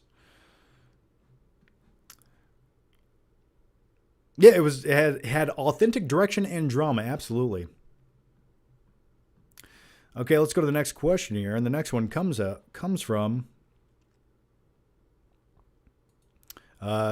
Big Lex 405 once again. And by the way, I'm catching up on the questions, so we're close to finishing off the super chats here. Weird question: have you tried the Big Arch product? Did you like it? Yes. So let's talk about this. Let's talk about this viral video. Let me see if I can find it here. If I get a copyright claim for this, I will. Listen, I'm going to tell you guys a story real quick. If you watch the opening, the countdown opening to this live show, I had some different music playing than what I've been using for the last couple of weeks. Now, when it comes to YouTube music, you can buy the licenses for music. Some of them cost like $10. They go up to like $1,000. And I bought the license for my intro music for the live shows. I paid my hard-earned money. I bought the license. But every time I use it in a live show, after the live show is published, an hour or two after I'm done talking about movies and being a douchebag, I always get hit with a copyright claim because of this music that I bought the license for. And then I have to dispute it. It takes like 5 days. And I always win, but I always have to go through the process of doing that. And it's such a pain in the ass. So anyway, I think I'm just done using it. Really makes me mad. But anyway, let's watch this video. McDonald's product. This guy's a creep, man. Just a creep. Let me turn this up. Tested already. It's in 4K here. All right, let's watch this together. We got to watch this together. Let's watch this together. Okay, so here's the McDonald's CEO trying their product. Keep in mind, the marketing team at McDonald's thought this would be a good idea. They thought they would put this non-charismatic guy who is the CEO, who looks like a sociopathic serial killer, who looks like a cyborg. This is just a guy who screams, I'm not fun at parties. And he's eating the new McDonald's product. It's not food. It's not a burger. It's not a Big Mac. It's a product, okay? He might as well be eating a chunk of plastic in this video. But anyway, let's watch the video together. You've heard about it, here it is, the Big Arch. This is something that we have tested already. It's in Portugal, Germany, Canada. I love this product. It is so good. I'm going to do it. You can just see the insincere, like he looks so disingenuous. You can tell he doesn't even want to touch this. He has a team of people in hazmat suits in the other room waiting to delouse him and spray him down with bleach and a 5-gallon bucket of Listerine that he can rinse the taste of this product out of his mouth. Let's keep going. Tasting right now, but I'm going to eat this for my lunch, just so you know. So Here we go. First, holy cow. God, that is a big burger. We've got a very unique kind of sesame. A unique sesame seed? It looks like a Big Mac, dude. What are you talking about? This looks like every other McDonald's hamburger. The promo pictures look great. It looks juicy. It looks plump. You almost want to eat it. But then when you get it, it's a squished pancake thing that it just tastes like trans fat and stale bread. But let's keep going. Poppy sort of bun on it. We've got 2 quarter-pound patties, a delicious Big Arch sauce. Look how flat that shit is. Like, this is the one that they decided to use for the video. This was the best one they could get their hands on. Let's keep going. And of course some lettuce. So, there's so much going on with this. Oh, okay. A patty made out of human meat tissue or generated in some lab somewhere that tastes like a sponge that's dipped in meat flavor, and then some lettuce and this flat ass hamburger with some sesame seeds on it. Isn't that the formula for every hamburger at McDonald's? Anyway, I guarantee he will never eat a chicken nugget on camera. No way, no how. First of all, let's try to get this thing. I don't even know how to attack it. God. What? You don't know how to hold a hamburger? This is the CEO of McDonald's. This man probably gets paid millions of dollars a year to make terrible decisions, and this is one of them. But he doesn't know how to hold a hamburger. It's too complicated. I don't know how to hold this. How do I do it? Anyway, let's keep going. So much to it. Oh, there's also some crispy onions on here as well. I see those kind of coming out. All right, the moment of truth. Yeah, the moment of truth. Okay, let's watch the moment of truth. Look at this guy. Looks so dead, and he looks like he's AI generated. That is so good. That's a big bite for a big art. A big bite? That's a nibble at best. And you know he spit it out of his mouth as soon as the camera had a close-up of this hamburger right there. It's distinctively McDonald's. What does that mean? It's distinctively McDonald's? What does that mean? It tastes like sodium and it's going to give you diarrhea tomorrow? Yeah, okay, in that case, I would agree with you. Let's keep going. Only McDonald's could do this type of burger, but it also is unlike anything else on our menu. It's like everything else on your menu. It's a delicious product. You know, you've got sort of the cheeses and the gooiness, but those crispy onions. Yeah, you got the spit from everyone who made it at McDonald's. As well gives a nice texture. And of course, we've got the pickles. So I'm going to enjoy the rest of my lunch, but Big Arch, try it. Oh, dude, did you see that? He literally had a gag reflex. He's just trying not to puke on camera. What's that right there? He's got a scar on his lip. Anyway, let's keep going. When you can get it. Yeah, okay. Well, that's the CEO of McDonald's eating a product. And I'll be honest with you guys.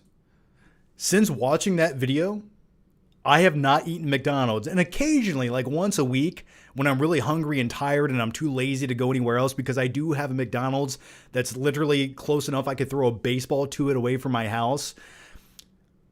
I occasionally do go there and get a Big Mac every once in a while, right? But since watching this video, I have not. And it's going to take a long time for my brain to forget about that video to go back to McDonald's. Don't even get me started on the McRib. Don't even get me started on my last experience with the McRib. I almost vividly remember it from a decade ago. But anyway, I think it's time to move on. So I just been going to Wendy's. I go to Wendy's. That's where I go now. All right.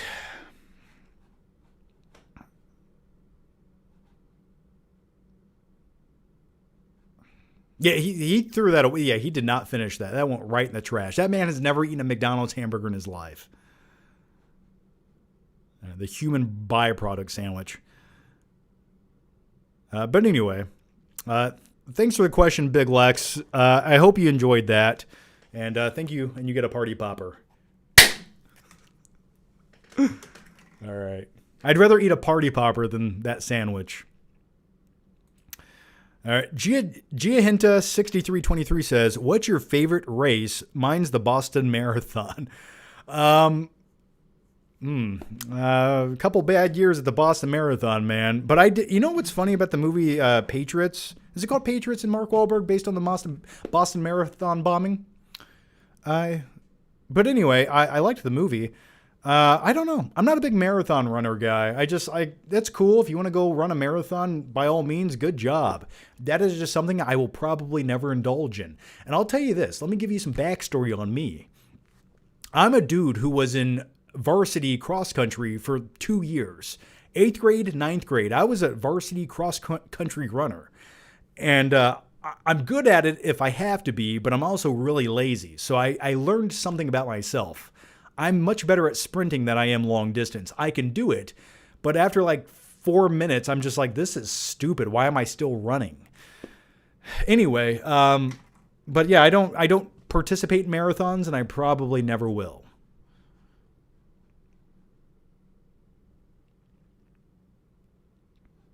More of a 100-meter guy. Yeah, I agree. More of 100. Yeah. I remember one time I was in a cross-country race in 8th grade. And I remember just being so like hyped up that day. I think I drank too much caffeine. And I was, for like the first half mile, I was very far. There was like 100 kids that run at these races. Or maybe like 150. For the first half mile, I was in first place. I was sprinting my ass off. And then my teammates behind me, they're like, what are you doing? And the other guy was like, he's winning. So I say all of that because I have the speed, but I've never had the stamina. And after that first half mile, I fell back, way back. And I probably placed, I don't know, 30, 40 or something. So anyway, let's keep going here. I did wrestling mostly, though, in middle school and my first year of high school, until I came to the conclusion I was like, I don't want to do this anymore. And I got lazy. MKF30 says, you heard trash talk between MK and Street Fighter actors? I have not heard the trash talking between the cast of Street Fighter and Mortal Kombat. No, I have not. What's going on over there?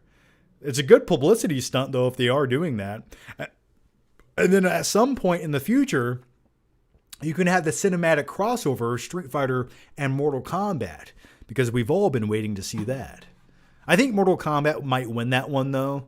It just feels like the cast, and it feels like Mortal Kombat characters are more about ripping people's heads off than Street Fighter. You know, it's like Street Fighter, they beat you up and leave you on the ground, but Mortal Kombat, they literally like turn into a giant dragon and do an animality and eat you.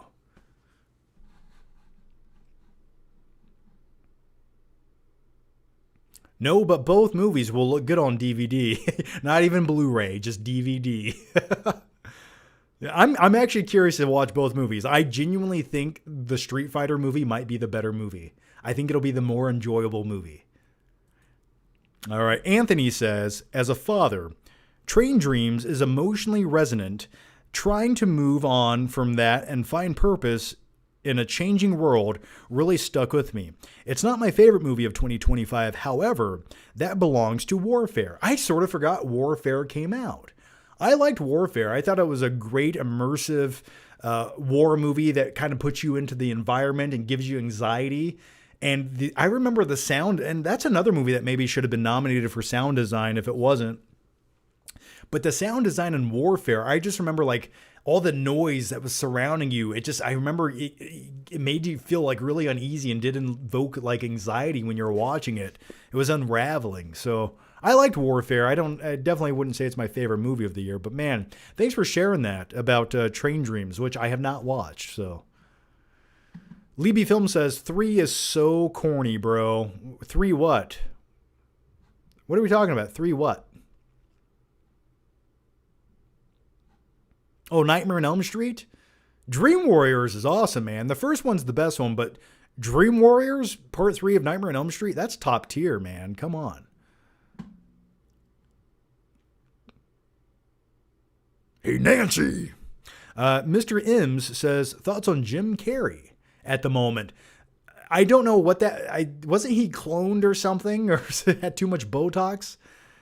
The thing I like about Jim Carrey nowadays is he steps away from Hollywood and makes fun of it for what it is.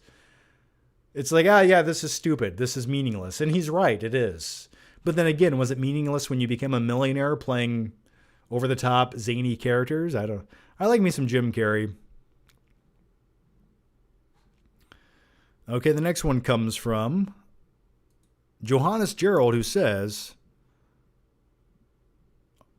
okay, by the way, I'm 20 minutes behind on the questions, so it won't take me 20 minutes to catch up, but I'm just telling you, I'm 20 minutes behind on your super chats here. Okay, Johannes Gerald says, I know this is a tough one on the spot, but what are your three favorite Spielberg films? It's crazy how many amazing movies he has made. It is bizarre, isn't it? It's just like, imagine not having Spielberg. You wouldn't have movies like Jaws. You wouldn't have Jurassic Park. You wouldn't have Minority Report. You wouldn't have Raiders you wouldn't have Indiana Jones, man. You wouldn't have,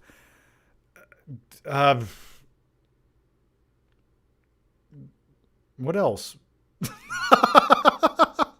You wouldn't have E.T. Elliot. I wish I had a little creepy alien that looked like a ballsack living in my closet. He would be my best friend. Just putting it out there. Yeah, man. Jurassic Park. I mean, dude, like, God. My top three favorite Spielberg movies, though, with all of that said, I think you got to go with Jurassic Park. One of my personal favorites is Catch Me If You Can. I know that wouldn't be the pick for most people, but it's one of mine. I sort of like Indiana Jones 3, The Last Crusade, but man, it's like Jaws, like I got to go with Jaws, right? I got a whole movie shelf back there dedicated to Amblin picture movies, and I got my Jaws stuff over. I got a Jaws poster. I got a Jaws popcorn bucket right there. I mean, Jaws is like one of the most iconic movies of all time. Best Spielberg movies. I don't want to forget anything here. All right, let's see. Well, it's definitely not Ready Player One. Let's all agree on that. Okay. Schindler's List, great movie. Not my favorite Spielberg movie, but I think it's a very impactful movie. Lincoln. Saving Private Ryan, man. Holy sh! Saving Private Ryan. I think that is my favorite war movie ever made. Let's see. You got Munich here. Close Encounters was never one of my favorites. War of the Worlds isn't. Catch Me If You Can is. Artificial Intelligence. Let's see. You got E.T., Raiders of the Lost Ark, Jurassic Park, The Terminal. He directed Duel. Jaws. I mean, Hook. You know what? If I'm going to pick one Spielberg movie, I think most people would not put in their top 5 Spielberg movies. Hook is definitely in there. Hook, Jurassic Park, Saving Private Ryan. If you want my honest answers, those are probably like the... But how do I not put Jaws in there? For most rewatchability from a Spielberg movie, it has been Hook, Jurassic Park. Those are the two most rewatched Spielberg movies of my life. And I've watched Saving Private Ryan many of times. I've watched Catch Me If You Can many of times. I've watched Jaws a lot. But yeah, did I answer the question? Yeah, I don't think I think I sort of gave you an answer there. Yeah, Hook, man. I can't believe I forgot about that. Bangarang, you rude crude bag of pre-food chew dude, you paranecium brain. Why don't you go suck on a dead dog's wet nose? I want a cookie, I want a party, me, I. I love Hook, man. I have to fight, have to crow, have to save Maggie, have to save Jack. Hook is back. Okay, I'll shut up now. I'll just shut up and keep moving on. We got to move on. Did you know E.T. and Star Wars exist in the same universe? I would imagine. I don't see there's no reason that E.T. could not exist in the Star Wars universe. If you have Ewoks, there's no, like, I could imagine a planet of E.T.s. Absolutely. What is that from? It's from the movie Hook. Go check it out. All right. Did Spielberg produce Mask of Zorro? Because that's Martin Campbell. Yeah, he might have had a produce. Spielberg has like 1 billion producer credits. He produced the Transformers movies. I mean, come on. All right, let's keep going here. Rostamon Powa 91 says, Chips Ahoy are Oreo, and Deadpool are Cap American trilogies. Okay, let's start with the latter part of that question. I definitely prefer the Captain America trilogy over the Deadpool trilogy by far. By far. I mean, the first Captain America, in my opinion, was sort of underrated. I liked the 1940s time period. I liked little, small, skinny, frail Steve Rogers. It reminds me of myself before I started working out. And also, Winter Soldier's top tier MCU. And then you have Civil War, which is a good time. I almost think Civil War might be the weakest of the 3 movies if you just want to like look at a Captain America-esque movie. But I think all 3 of those are better than the Deadpool movies by far. Now, if I had to pick between Chips Ahoy or Oreo, I definitely would go with Oreo. More flavor. It's more fun to dip. It's more iconic. It leaves a shit ton of stuff in your teeth that looks like you were chewing on tree bark covered in black mold, but it's so delicious going down. I like some chocolate chip cookies, but I do not like Chips Ahoy chocolate chip cookies because they taste like chemicals.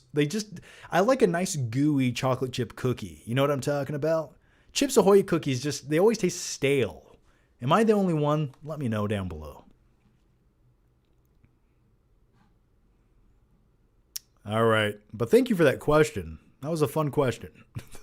All right. Skylar Wheelock, how's it going, man? Once again, can we talk about your 2 favorite actors, Christian Bale and Leonardo DiCaprio?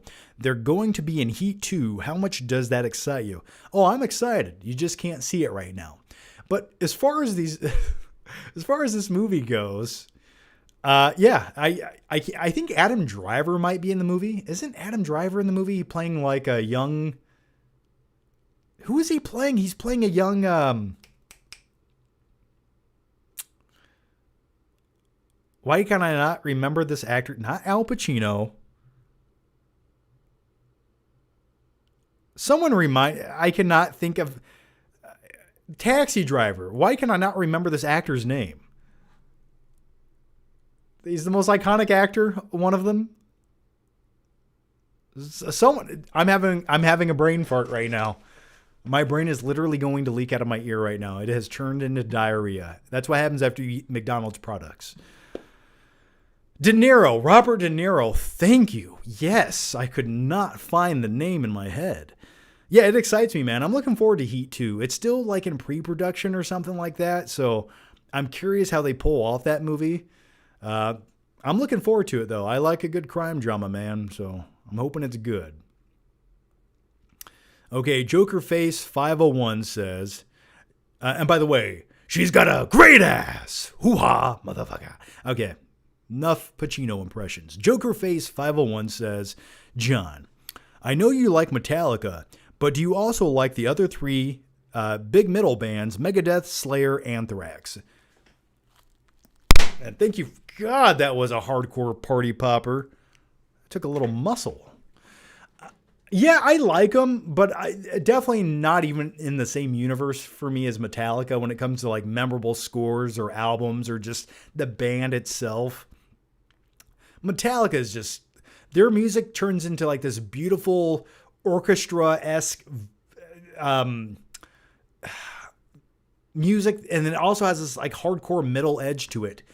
But the music makes me feel something. I remember the first time I listened to Metallica, I grabbed some random CD that was at somebody's house or something. Maybe I stole it. I don't remember. But I remember listening to Master of Puppets. And I was just like, whoa, this is the music that I like, and I didn't know it until I listened to it. And that was back in like the mid-1990s. So But there's other metal bands I like that aren't like the classic three. Like I like Killswitch Engage. That was one of my favorite like metal bands of the like mid 2000s. It always got me pumped up. Okay, let's go to the next one here. Yeah, I was never big on Slayer. The next one comes from, but I also like a lot of like glam rock from the 80s. So, all right, Claudio Rogajan, how's it going, Claudio Rogajan? You know it wasn't a live show until Claudio Rogajan shows up. Here it goes. You said you went to Chuck E. Cheese when you walked out of TMNT in the top 10 worst comic book movies video. You said it was a glorious day. Thank you for knowing that, Claudio. Thank you so much, man. Huh. Which video was this? Top 10 worst comic book movies? Let's see if we can find this. I want to know if I can find this. Let's see.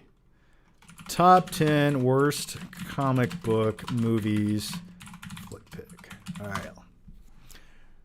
We're going to find this together, man. I have two of. Is it the oldest one or is it? You said was it top 10? Top 10. Okay, you said top 10. Well, I got two top 10 worst comic book movies of all time. Claudio, in the normal chat, can you tell me which one it was? Because I don't know. You have to. All right, let's see.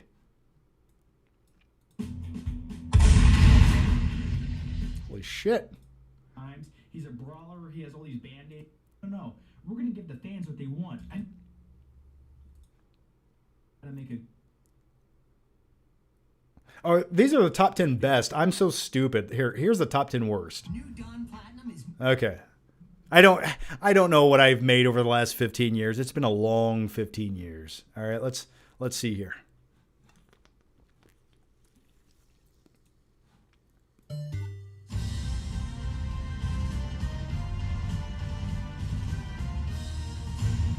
love movies, and I love comic book movies. And over the years... Okay. All right. Let's see where TMT is at on this list. Oh, here it is. Teenage Mutant Ninja Turtles Part 3. Now, as my explanation for why this movie's on the list, I'm just going to tell you about my childhood backstory and my experience with these movies. Here it goes. At a young, tender age, I remember coming home every day after school and watching the first Teenage Mutant Ninja Turtles on VHS. It was dark, it was violent, and it was gritty. Then you got the second installment of the franchise called Secret of the Ooze. And even as a kid, I was like, yeah, this is way lighter than the first movie. And the Ninja Turtles aren't actually using their weapons. I was like, it's okay. You know what? And I like the Vanilla Ice song, Go Ninja Go. It's still catchy, and I like it. It is. Suffice it to say, when the third movie came out, I was excited to see this movie. And I remember the day like it was yesterday. As a kid, and we went to this theater. I went with my grandparents. I had a big bowl of popcorn, and I was watching this movie. And I was like, something's not right. This doesn't feel right. I don't like it. And by the halfway point in the movie, I think I asked to leave. And I think we did leave. I went to Chuck E. Cheese that day. It was a glorious day. And a few years later, I watched the rest. Okay, well, I guess I did say this. Well, yeah, the audio sounds good because I have a mic up to my face right now. I will tell you, the audio, if you watch the video, it sounds better because you're hearing the audio from the speakers on my computer right now. So I'm not smart enough to figure out how to have the audio come through my streaming software just yet. So there's that. But anyway, good times, man. Feels like it was just yesterday. Hey, John, who is that young guy in the Bump It Bro shirt? Yeah, man, I don't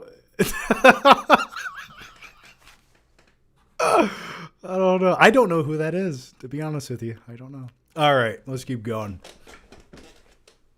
It was a glorious day. That's my clone. Yes, he died, and then I was made from a McDonald's product. But thank you, Claudio. Thank you so much for telling me that. Johannes Gerald says, it's crazy Robert Zemeckis has directed Back to the Future, Forrest Gump, Castaway. I know these are some of your favorites. His films also have a vibe that feels like something Steven Spielberg could have directed. Oh, absolutely. But let me explain something. I think I can elaborate on why you feel that way. Now, they were two big directors up and coming in the 1980s.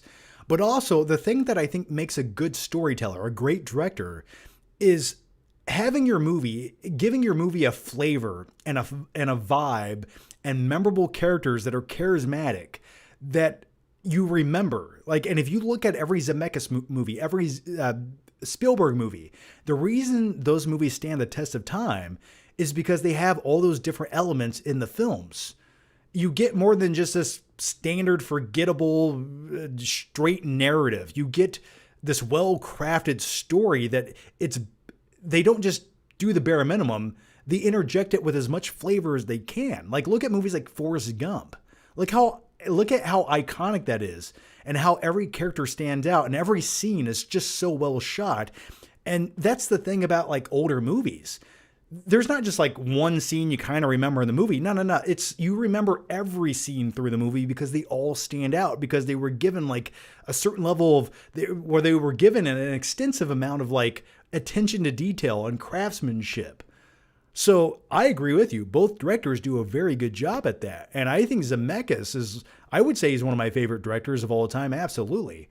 I mean, if you don't say the guy who directed the Back to the Future trilogy isn't in your top 10 of all time, then that's just crazy. But yeah, I wish Zemeckis would like get back into action and just start directing movies like he used to. He got kind of stuck on the motion capture thing a little bit, but like Castaway, top tier, man. So yeah, I would agree with that. Forrest Gump bangs Marty's mom in the movie that I wanted. What? Which movie was that? Which movie was that?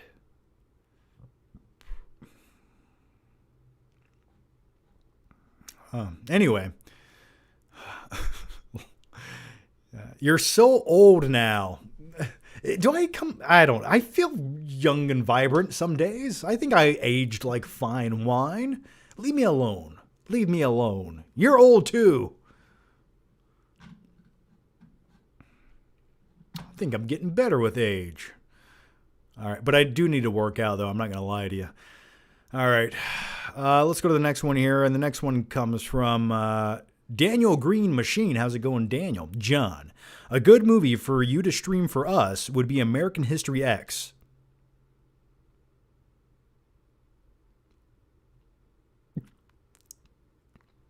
Yeah? Blue chips and guacamole. Anyway, I love me some American History X, but I just don't know if that's going to be the most proper film to watch for a good time on a Friday night. On the last live show, you guys did submit some good picks for movies to watch. Like one of them was Masters of the Universe. I was like, that could be interesting. I think Masters of the Universe would be very timely, especially with the new Masters of the Universe coming out. Just putting it out there. Dustin Rich says, I'm 46, John. I'm going to die soon. I'm 38. I will be 39 next month. And then I'm 40. And I never thought when I was a kid or in high school, I thought I was immune to getting older. I was like, I can't become 40 years old. That's like 1, 2, 9, 10. That's not just statistically possible, but here we are. But it's fine, man. It's fine. If we stayed young forever, life would get boring. All right, let's keep going here. The next one comes from... but let me finish your question here. Great movie, and if you want to wear the grandpa's white sheets out of the closet, I'll do the same. Also, I love young Edward Furlong's voice. Promise me you're not going to kill anyone. Yeah, I like me some Edward Furlong. My buddy Alex is like kind of friends with Edward Furlong. I have a poster signed by Edward Furlong right here in my Flick cave. I always thought Edward Furlong like had a lot of potential. Like ever since I saw him as young John Connor in Terminator 2 Judgment Day riding around with the T800 on that motorcycle, I was like, I'm jealous of that kid. I want to be him. And then he like had a good, he was starred in like American History X. He was in the underrated comedy Detroit Rock City, which I think is a good time. And he was in like a couple other movies throughout the 90s where I thought he did like a good job. And then he kind of just like, drugs got in the way and he, phased out a little bit. But I always thought he had a lot of potential, man. Anyway, I still like me some Edward Furlong. Okay, Skylar Wheelock says, does Breaking Bad prove its superiority by sticking the landing so perfectly that even the finale's title carries layered meaning? What was the title of, what was it called? Was it called El Camino, or what was the title?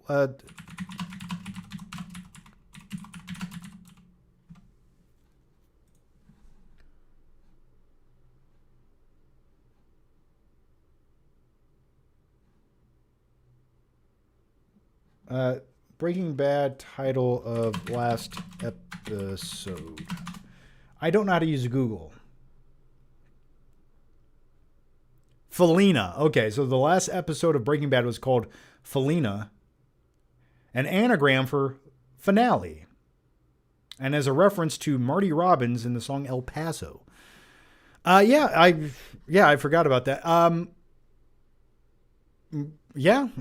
loved me some Breaking Bad, man. I don't think there was like a bad season of Breaking Bad. I mean, sure, Skylar was sort of annoying, but that's okay.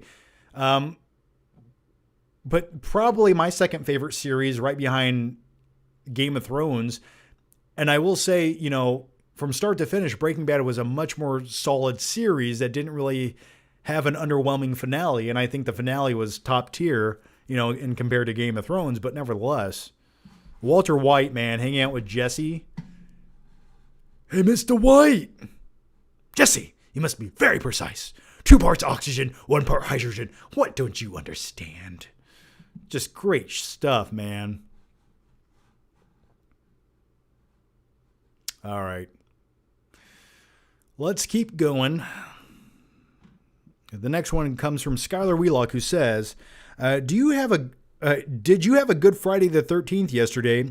And Randy Orton turning heel on Friday the 13th is so fitting. Yeah, let me tell you guys a story real quick. And speaking of Friday the 13th, and it was a very weird Friday the 13th.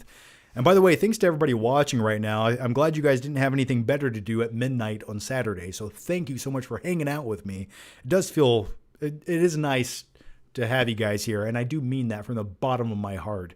But anyway, on Friday the 13th, it was the last day before I quit my job. That morning on Friday the 13th, I went to court for a traffic ticket that I allegedly was speeding for, but I denied it. I didn't have to go to court, but listen, I don't like a sense of injustice. It's the reason I like Batman so much. You have to stand up for yourself, okay? You can't let the crime syndicate known as the government take you down. No. So I went to court over a traffic ticket because why not? And so I went there on Friday the 13th. Then I quit my job. And then it was kind of a weird Friday the 13th. And every time it's Friday the 13th, I don't like leaving the house. I just don't like it. Are you going to see the new Mario movie? I'll see it, but I don't think it looks good. It does not. I wish the Mario movies were made to not just look like IP puke. Like, I like Mario. I like Super Mario. Like, it's my favorite game on the SNES. And I get that these movies are made for kids and families, but they just look like pulp culture nonsense with the Mario IP. Like, I just wish they had more of a timeless version of a Mario movie. If you want to make it animated, by all means. I just wish we got something like a Pixar animated Mario movie or something. Or like some big epic $500 million live action Mario movie. I think that'd be kind of cool to watch. What looks worse, Mario or Scream 7? Well, Scream 7 sucked. And if you want to, go watch my review. It's over on the Flick Pick channel. The trailers for Scream 7 looked better than Mario if I had to judge it on trailers. Is John back doing YouTube full time? No. I do YouTube as part time. YouTube is a part time gig. It's my creative outlet. It is not full time. And I'll be honest with you, if YouTube was full time, I find it less fun to do YouTube. That's how I look at it. So that's why I found something else to do so I could enjoy YouTube like I used to. Like, I like talking about movies. I like making videos. I do. I love it, when I want to do it. But when you have to do it, then it becomes an obligation. And I didn't like that YouTube started to become an obligation. So now it's like my creative outlet. I earn a few shekels from doing YouTube, but ultimately I genuinely enjoy like hanging out with you guys talking about movies.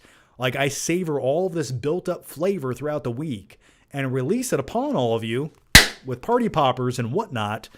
Throughout the week, like, I'm thinking about things to say during the live show. I'm like, oh, that movie I watched the other day kind of sucked, and let me remember what I want to say about it, and then I'll puke it out during the live show. So these live shows are just like a creative outlet for me to get all this out. So I thank you guys for being here and witnessing it and hanging out with me. I love movie talk. I like movie talk too, man. It's so fun. Because these live shows are like a box of chocolates. You just never know what you're going to get. But I'm going to answer every single one of those pieces of chocolate, whatever that means. Let's keep going. Let's keep going. Libby Film says, John, the TMNT Chuck E. Cheese story is from your 10 worst comic book movies. Also, can you Google E.T. cameo from Phantom Menace? Okay, I will do that.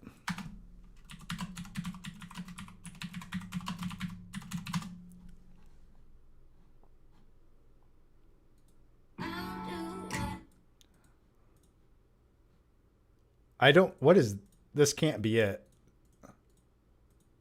Oh, here it is. Yeah. Oh, I know what this is E.T. and Phantom Menace. Yes.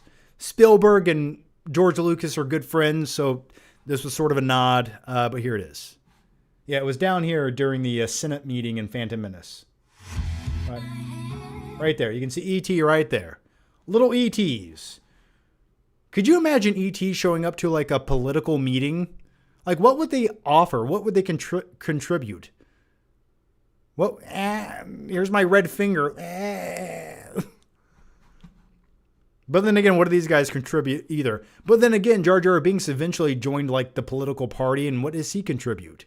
It's like, what is that troglodyte talking about? But yeah, I remember E.T. and Star Wars. You are right. I like Phantom Menace. I don't care. It's a guilty pleasure, but I still think Darth Maul is badass. The score with Duel of the Fates, the final lightsaber fight's cool. The pod racing scene's fine. Jake Lloyd, not the most likable child actor. Yippee! But I think it's a good time. All right, Libby Films. How's it going, Libby Films? By the way, thank you once again for the question. And Libby, you get a party popper, man. So thank you. 3, 2, 1. I love cleaning these shits up after the live show. So what I do, I spend 10 minutes cleaning up party poppers. All right, Skylar Wheelock says, I need a movie recommendation. What's a movie with a plot twist so insane I'll still think about it in weeks later? I don't know. Have you seen Prisoners? Have you seen Seven? Have you seen Fight Club? Have you seen any David Fincher movie? Including The Girl with the Dragon Tattoo? Speaking of David Fincher, real quick on a side note, can I tell you a movie that I had only watched like one time, and I remembered only a handful of things about it? It was Zodiac.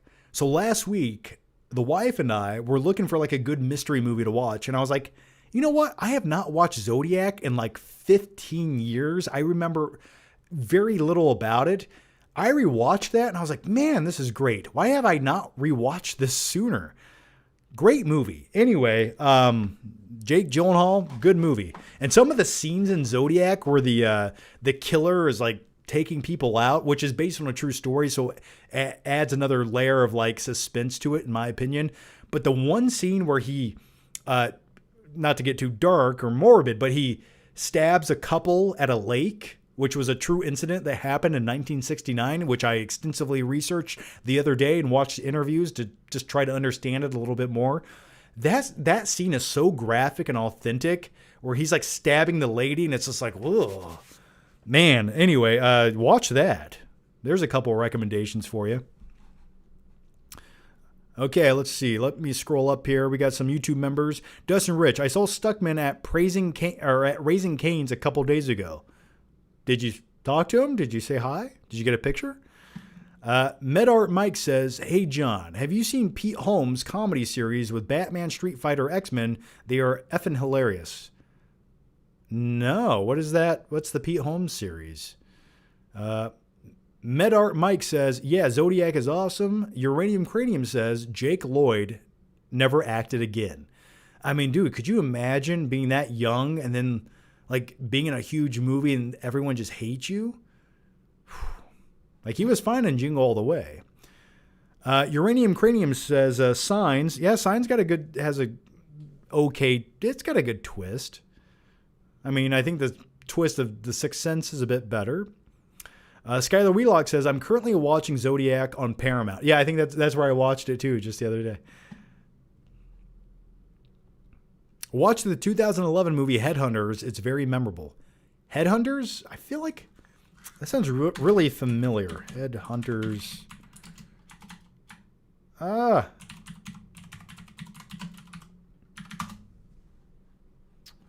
What is this? Headhunters. It's a Swedish film? Oh, I'll tell you a movie with a twist. Here it is. Never seen it. I've never seen Headhunters. But I'll tell you a movie with a twist that you might not have seen if you want a twist. Watch Old Boy. You want a twist that's fucked up? Okay, go watch Old Boy. Come back after you're done. All right, the next one comes from...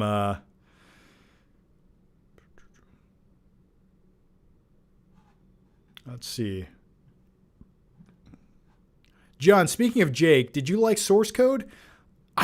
Source Code was a movie that I did not like that much. I thought... Now, listen, I understand it was sort of like Groundhog Day in a sense that it repeats itself with the same event. But I just thought the story was sort of boring. Like, I didn't think the situation was all that interesting. And then you kind of get the twist ending, what's kind of going on. I thought it was okay. It was okay. Can I tell you another movie that reminds me of? And I think they came out around the same time. Or I could be making that up. What year did Source Code come out? Let's see, like 2011 or something? Yeah, 2011. And then the movie Vantage Point. Okay, Vantage Point's 2008. Vantage Point, which by the way is like a boring movie told it's about one event of like an assassination or something told from the perspective of every character. And it's one of the most boring. It's one of my least favorite movies. I like every time I go into like a used physical media store, because this movie has no rewatchability. You'd never want to watch it more than twice. The most common DVD in any store I go into with used physical media is Vantage Point, Triple X, and Meet the Fockers. Like, those are the three most common movies on DVD. Nobody wants them. And Eagle Eye. Yeah, Eagle Eye was like another mediocre 2008 movie. Yeah, Source Code. Yeah, forgettable. Best way to describe it, man. Okay, guys, I'm going to answer just a few more questions tonight on the live show. So if you got something you really want me to talk about, now's the time. I'll take questions for like another 30 seconds. So you got 30 seconds. The countdown begins. All right. Callie Coma says, and by the way, if you guys are YouTube members, please chime in. I want to hear from you guys. Would you sacrifice Matt Reeves' current Batman trilogy to bring back Snyder/Affleck's Batman? I think Snyder got his chance, and he had some good ideas. There were things I liked, but ultimately, man, it was just a mess. Like, I liked Ben Affleck as Batman. I think there was something they could have done with him. I really do. I think that solo Affleck Batman movie not directed by Zack Snyder probably would have been pretty cool, because the idea that they had for that back in like 2014, or no, this was like 2015, 16, that they kind of wanted to make it feel like a Batman movie meets James Bond. And I was like, that sounds kind of cool, but we never got it. So what was the question? I'm sorry. Let me scroll up here. What did you just ask me? Would I sacrifice it? Probably not. Libby Films, I skipped your question. Where's the question, man? I didn't see it.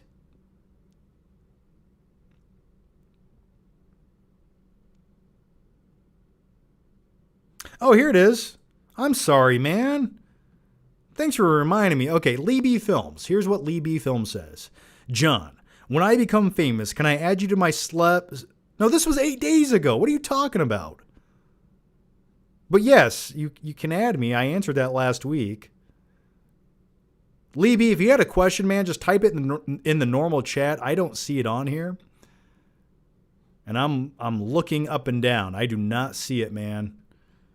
I'm sorry to leave you hanging. Just type it in the normal chat right now, and I will, whatever you say, I will answer it. Whatever it is. You ask me my credit card number, I'll tell you. What is it?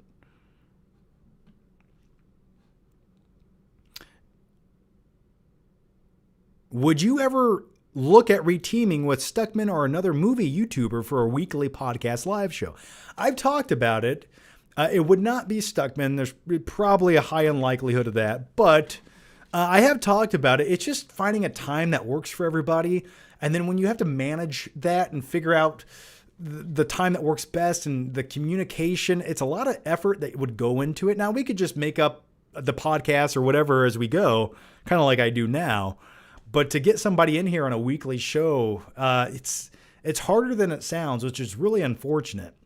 But I have talked about it with a few other people. I don't know if I would have a consistent co-host, but I got a couple YouTube buddies. I got like 3C Films, Austin Burke, or a couple guys on YouTube that I would like them to kind of join me on a live show every once in a while, because I like the banter with talking with somebody about movies, especially if we disagree on something. I think that it's more interesting that way.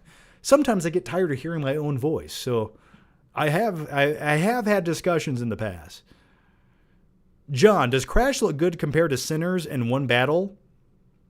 Does like movie Crash with Brendan Fraser from 2004? Is that what you're talking about?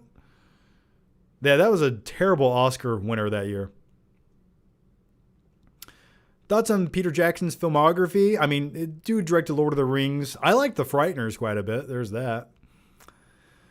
But yeah, Lord of the Rings are his high point. Lovely Bones makes me feel icky when I watched it, but I thought it was okay. Actually, it wasn't very good. Made me look at Stanley Tucci in a different way. Do people want to see Tenet? I don't think they do. Even if they say they do, they're lying. Tenet was a terrible movie.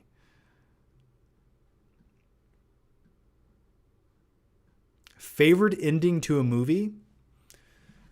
I mean, the one that always got me excited the most as a kid was the ending to 1989 Batman.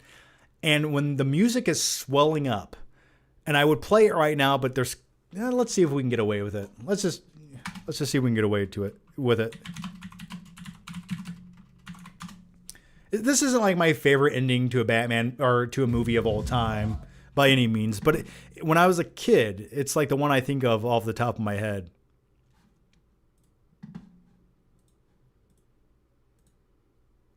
Like, okay, watch this. So at the very end of Batman 1989, the camera just like keeps panning and panning up and flying to the top of the rooftops of Gotham City, which is this drab, gothic, Tim Burton-y looking city. But here it is. And you got the music swelling up, man. Oh, it's just like this building never ends. It's 10,000 feet tall. The music.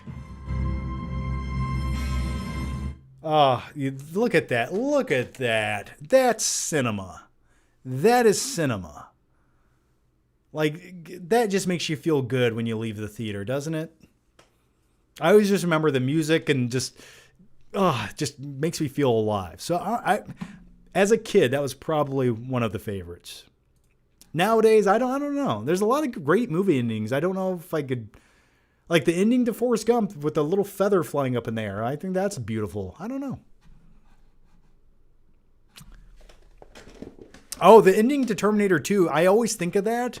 But if you think about, now, are you talking about like the last scene? Or are you talking about like the last 15 minutes of the movie? Those are very different things. But the ending to Terminator, yeah, when he goes down into the melted steel with his thumbs up and everyone's crying, yeah, dude, that makes a man tear come out of my eye thinking about it right now. But if you go to the very ending of Terminator 2, it's basically a shot of a road, and then you have Linda Hamilton's voiceover where she's like, the future is not set, tomorrow is not guaranteed, blah, blah, you know, like, Batman killed Joker, yeah, he did, absolutely, and that's called justice.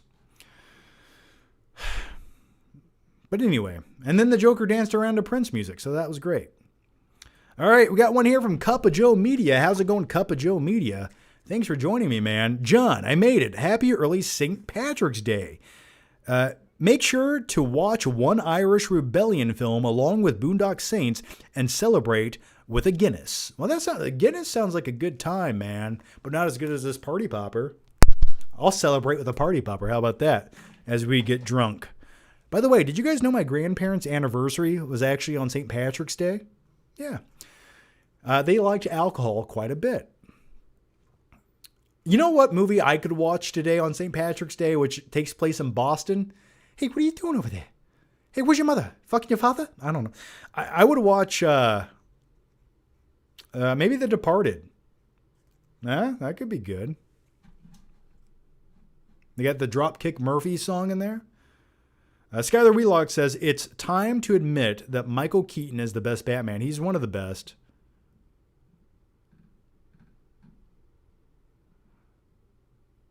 Libby Films, did you put your question in here that I told you to put? Here it is. John, no, there it is. Libby Films, you didn't ask another question. You said you would. You lied to me. Oh, here it is. Oh, Tenet is mid. That's what you said? Oh, here it is. John, which band product would you own? 300 leather briefs, Watchman glow-in-the-dark condom, or Django Barbie? Oh, my God. What's the leather underwear? 300 leather brief? What? I don't even know what this is. I'll take the glow-in-the-dark thing. All right. The Departed, great movie. Leprechaun, back to... yeah, you know what? I think I'm going to watch Leprechaun Back to the Hood. I think that's what I'm going to watch for St. Patrick's Day. Skylar Wheelock says, The Fugitive takes place on St. Patrick's Day. You're right, it does. Did you ever see the Seth Meyers Boston accent sketch? It's a 5-minute bit making fun of Boston movies. I probably have at some point. But anyway, Cup of Joe Media. I like the first Boondock Saint. The second one kind of sucks. I remember owning the first movie on like Steelbook forever, but it was a DVD Steelbook. But I wish I had some green beer right now. All I have is this warm Dr. Pepper, which is getting grosser by the minute. Okay, let's keep going. What else do you guys got? Uranium Cranium says, what Michael Collins? What is that? I don't know what that means. I know Phil Collins. Do you know do you like Huey Lewis in the News? Callie Coma says, what's your most quotable movie? American Psycho, Fight Club, 300, Pulp Fiction come to mind? I mean, dude, all of them. A Royale with Cheese, Forrest Gump. I remember my very first pair of shoes. You ever been to Biola Battery? Nightcrawler, Terminator, Batman movies, all very quotable. I'm a cybernetic organism. Cyberdyne systems will come online July 7th, 1997. All right, U.S. Marshals with Wesley Snipes is underrated. I always thought that was an okay movie. Have you seen Changing Lanes with Affleck and Samuel L. Jackson? I've seen the movie once. I did like it. Didn't Ben Affleck at one point in that movie go to a guy who could hack people to mess with Samuel L. Jackson's like credit score or something like that? I'd have to revisit the movie.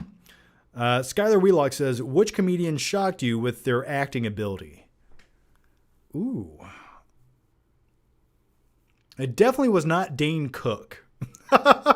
Employee of the Month was not that good. I always liked George Carlin in the PBS show about Thomas the Train, where he played the conductor. Anybody? Anybody know what I'm talking about? Let me think. What's another comedian that became a good actor?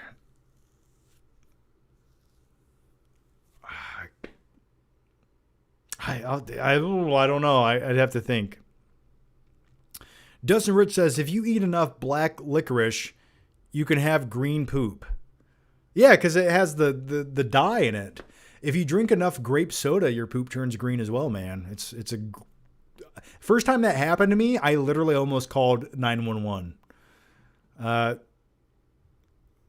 But I think I was like 11 years old. Eddie Murphy. Yeah, Eddie Murphy probably had the most iconic roles as a stand-up comedian, especially in the 1980s. I mean, look at every movie. Beverly Hills Cop. Trading Places. Yeah, man. Richard Pryor was also great. Richard Pryor in the 80s was great. One of my favorite Richard Pryor movies, The Toy, where a rich little white kid buys a black man and makes him his toy. You could never make that movie now, but it's a great movie. And I think it's kind of heartfelt when you look at it. So,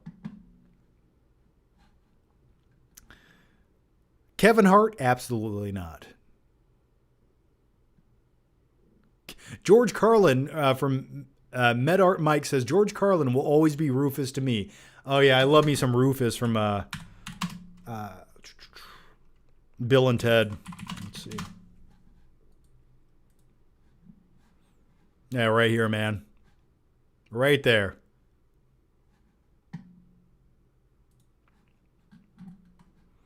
The scene in The Dark Knight with the bank employee with the shotgun yelling is funny. Yeah, the guy with the shotgun is Jane. He's the guy that you cast in everything when you don't know who to cast. What is his name? I forget his name. You know whose money you're stealing?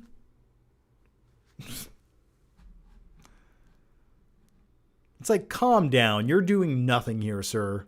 And then the Joker puts a grenade in his mouth and ties it to the back of something, and then the smoke comes out of it. I was always a little confused on that. John, I'm talking about leather underwear from 300 that you can own and wear. Oh, really? Let me look this up. Leather underwear from 300 movie. Oh, yeah, I have 3 pairs of these. Yeah, I have these. Actually, I'm wearing them right now. They don't breathe very well, and they collect a lot of bacteria, but man, running around in the backyard with just these bad boys on, covered in oil. Look at those bad boys. I know what I want for Christmas. Anyway, let's stop looking at these immediately and keep going. Oh yeah, real quick, I wanted to give a shout out to some new Blu-ray movies. Here's a very impromptu Blu-ray collection update. Are you guys ready? I know I am. Okay, so the first movie I want to talk about today is the Steelbook of Anaconda, which comes out this Tuesday from Sony. So this movie comes out on the 17th of March. This is the Steelbook. Now, listen, I have not watched the new Anaconda meta remake. I always sort of had a guilty pleasure love for the original back in the mid-1990s, starring Ice Cube and Jennifer Lopez. And I quite enjoyed when, at the very end, when the Anaconda wraps around Angelina Jolie's dad. I always thought that was a phenomenal sequence that was enjoyable to look at. Let's look at it right now together because it's something to. Let's see. Hang on. I got to show you guys. Jon Voight. Yeah, let's find this. Oh, here it is. Look at that. Look at that right there. Look at that. He'll be fine. Nothing bad happened after that. But anyway, I have the new movie. It's the Steelbook 4K. And oddly enough, I almost paid $20 to rent this on some streaming service like a month ago because the wife and I were bored. It was a rainy day. We had nothing better to do. And I was like, let's just watch a mindless comedy movie that we haven't seen. I almost paid $20 for this. I'm glad I got the Steelbook. I probably will watch this once. I'll save it for a rainy day. But here's the Steelbook of it. You know, it looks okay. I wish it was a little more vivid. I wish like the green was like more neon and stood out a little bit more. But there's Jack Black and Paul Rudd. I don't know. That's all I know about that movie. I'll check it out. And the reason, and the next movie I want to talk about, which I do have a lot of positive things to say about this, is The Housemaid starring Sydney Sweeney. And I like me some Sydney Sweeney. I actually think she has like this weird likability. And like years ago, I would have never probably said that, but like the more I see of her, the more I like enjoy her in movies. Now you have to be selective with how you cast her, but I thought The Housemaid, which was a book that my wife read, and the book took itself a little more serious than the movie does. But I like that the movie knows what it is, and it has Amanda Seyfried in it. It has Brandon Scaliner in it. He's the guy that you cast in every like drama romance movie that was based on a novel. Anyway, I really enjoyed this. I thought like the twists and the turns were a lot of fun to watch. Some of like the performances were like over the top. Amanda Seyfried plays like she gives a great performance in this. I think she steals the movie. And the first act, I was like, okay, I kind of think I know where it's going, but it was just a lot of fun to watch. It was like an easy movie to get through. So anyway, I would recommend watching Housemaid if you haven't seen it. It's one of those movies that gets a little crazy and fucked up as it goes, but it's really enjoyable to watch.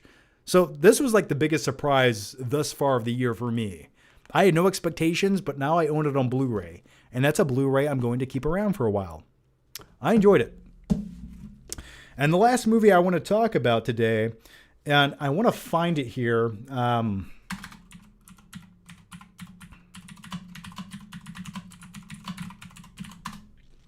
Here it is. Okay.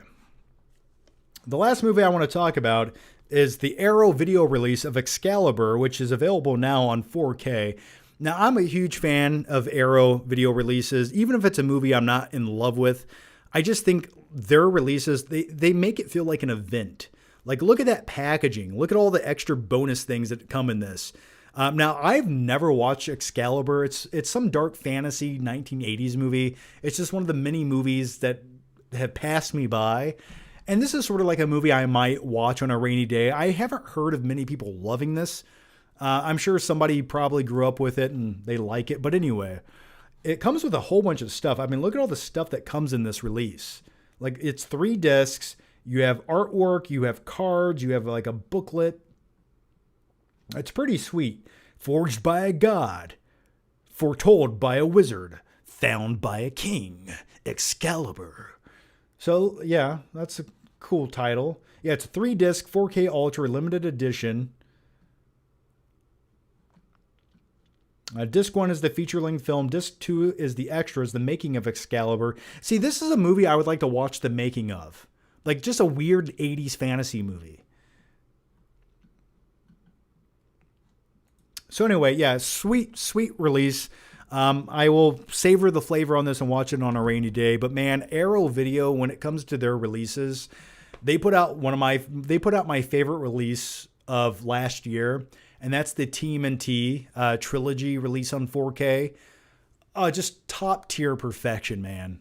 I did an unboxing of that like a handful of live shows ago. I don't know if you guys watched it. Maybe, I don't know.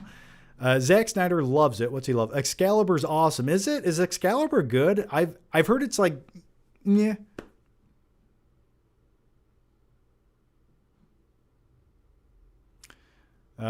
Uranium Cranium says, how about when the anaconda barfs up John Voight and then winks at Jennifer Lopez? Yeah, I forgot about that. I forgot about that. You're right. Dustin Rich says, I'm going to wrap up the live show in a few minutes, so if you have a question, get it in now. Listen, you guys had some good questions, so what can I say? Okay, let me answer just a couple more. Here we go. Night King 01 has 2 questions, and here these 2 questions go. Someone mentioned The Boondock Saints. I went into that film hearing it was really fun and entertaining. I was bored out of my mind and thought it was awful. What are your thoughts on the film? I've only seen Boondock Saints, the first one, like once or twice. The last time I watched it, dude, was probably like a good 15 years ago. I thought it was okay and kind of cool. It was like a cult movie at the time. I had, what's his name from The Walking Dead? What is his character's name in The Walking... Daryl. I had Daryl from The Walking Dead in it, but I haven't watched it since. I thought it was cool when I was like a young teenager. I don't know what I would think of it now. Night King 01 also says, John, I saw Southbound Tales, one of the strangest films I have ever seen or experienced, but honestly, The Rock gives his best performance in the film. Also, Sean William Scott, I miss him in movies. He needs to do more. You know, not a lot of people are saying that except for you, but I do like me some Sean William Scott. I loved him as Stifler in American Pie. I have not seen Southland Tales. I've never seen it. I've heard people talk about it. It's just one of those movies I have not seen. But thanks for the question, man. Maybe I'll check it out. Never seen it though. But thanks for the question, man. You asked 2 questions back to back, so I felt like I had to give you a party popper, Night King 01. Hey, John, do you still chat with Matt Brando? Every once in a while on Instagram, we'll send a message or something like that. I hope he's doing good, though. He lives in Tennessee last time I checked. Favorite long movie? Titanic. Titanic. And when I think of long movies, Titanic is just the movie that always comes to my brain, man. The 2-part VHS. That was the ultimate 2-part VHS movie. And you always see it in every thrift store you go to. You will see a copy of Titanic. So I'm going to go with Titanic. John, have you seen The War Machine on Netflix? Dude, I watched the first 5 minutes of it and it was late, so I just like went to bed. And like the more I like look at it, I just wanted to see what the production quality of War Machine looked like on Netflix. And yes, it does look like a Netflix movie. It looks very digital and hollow and cliche and generic. And it's just a movie that you watch once and instantly forget about it. And the best way I'm probably going to describe War Machine, if I ever do bring myself to watch it, is Netflix just makes these like mediocre one-time watch movies that are the equivalent to straight to DVD action movies that you would have found in the $5 Walmart bin in 2001. Like that's what that is. Like those are the straight to VHS movies Jean-Claude Van Damme and Steven Seagal started doing in the late 1990s. That's what like these Netflix movies like War Machine are. I'll try to give it a watch. I know Alan Richardson's a big buff dude, you know, he's okay, but it just looks bad. It looks boring and bad. And everything, like even people who I've come across that like it on like social media, they're like, yeah, it was okay and kind of cool until like the robots or something showed up. I'm like, what? I haven't heard anyone just say like, it's great. MedArt Mike says, John, if you have a chance to see Hans Zimmer live on tour, you should definitely go with your lady. It's an unforgettable experience. Yeah, I know there's a lot of tours that do like the Hans Zimmer music with the orchestra, but Hans Zimmer's not there. But if I could come across like an actual Hans Zimmer performance, yeah, absolutely, I would check it out. Yeah, he's getting older, man, so I would definitely check it out.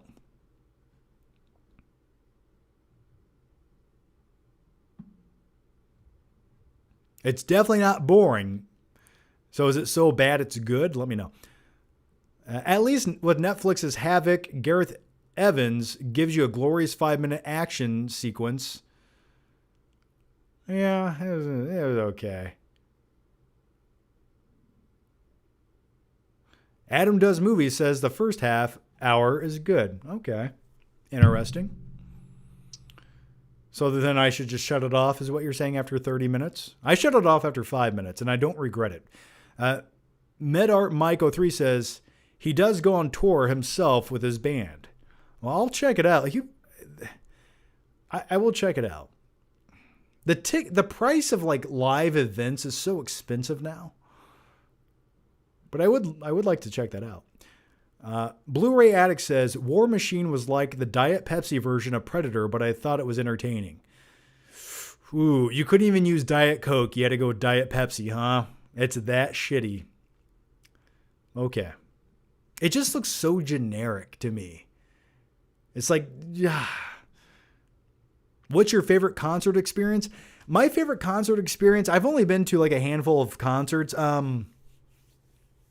I went to Five Finger Death Punch. I went to Blink 182. I'm not a big concert guy. I think music sounds better when I'm listening to it in my car. I'll just be honest with you. Like when it comes to like live events, concerts aren't the thing I like to go to. Like I like music, but I don't want to stand there and look at it. I did go to a Journey concert a year or two ago that was in my town, and Journey has a new frontman, but I love the 80s band Journey. I just think they have hit after hit. It's like the kind of music I enjoy. Like Worlds Apart, great song. Journey was a good time. I actually really enjoyed that. The opening band was Africa. If you guys are older, you know who that band is, but it was good. I went to a Billy Joel concert last year as well. That was kind of cool. That was in the Lucas Oil Stadium where the Colts play. So it was like 70,000 people. So yeah, I think the Journey concert though is like my favorite as far as like the vibe and the music goes overall. Yeah, I'm not a big concert guy though. Like I like going to like watching pro wrestling events. I like watching like plays. But like concerts, like I don't know. I just don't like watching them. It's not that I don't like watching them. I just don't want to have to stand up the whole time. Like I like live events where I can sit down and it's like okay to do that and normal. Yeah, the Filipino Steve Perry. Yeah, you got it, man. That's it. Hey, dude, but he can hit those notes. Have you ever gone to any movie and concert events? Yeah, I did one for, this was like 6 years ago. I went to watch Harry Potter, The Prisoner of Azkaban, and it was a live orchestra playing, but it wasn't, John Williams wasn't there. So it was cool. It made the movie more immersive. John, would you own the 300 underwear or the other two options? I'm going to go with the 300 underwear, but I already own them. John, have you been to the circus? I love the circus. I love the circus, man. Now listen, we can talk about animal abuse and elephants, whatever, but I still think it looks awesome. And I actually went to the circus a year or two ago. Me and my wife did, and tickets were like $10. And it was I like watching creepy clowns. I like watching dudes get shot out of cannons. I like watching the acrobats do flippity stuff on the tightrope. I think and they have motocross dudes. Like I like the Wheel of Doom with the motorcycles. I like the circus. It's a trippy time. You got to get really drunk, right? You go there, you buy a couple pretzels, some popcorn that's a little bit stale and overpriced, and you just watching all that with like laser lights. I quite enjoy the circus. Actually, I love it. You should see Gladiator in concert with a live orchestra. I would like to. Okay, guys, I think I'm going to wrap up my the live show there. It's now 12:30. 2.5 hours, I think, it's enough time to look at my face, isn't it? Dustin Rich says, did you ever rent a naughty movie from the video store as a teen? No, I knew a dude who was the manager of a video store in high school, and me and my other friends would just go back there and just take all the movies. He did not care. He's like, hey, go back there and take whatever you want. Oh, and we did. And keep in mind, this was like 2003 or 4. Like the internet wasn't quite what it is today. So yeah, we loaded up. I'll just leave it there. Good times. Anyway, I think that's the best place to leave this live show. As always, guys, thanks for watching. Thanks for hanging out. Thanks for the questions. And by the way, if you haven't watched it already, go watch my Project Hail Mary movie review over on the Flick Pick channel. And I also put up a review for Scream 7, and I talk about how awful that movie was. So as always, guys, thanks for watching. Oh, and by the way, there might be an upcoming movie night video, probably early next week on my main channel, The Flick Pick, where I'm testing out some really cool AR glasses that you can watch movies on. And it's basically like a product review for the glasses, but it is a movie night episode, so look out for that. I actually really like I've been using them because the great thing about AR glasses are when you put them on your head, you can just like lay down in bed and watch whatever you want. And it's like you're looking at a 200-inch IMAX screen in front of your eyeballs. So they're pretty cool. As always, guys, thanks for watching. Thanks for hanging out. Have a great Saturday. And I'll see you guys next week with a brand new live show. So don't you go anywhere. Take care. And I'll see you guys next time.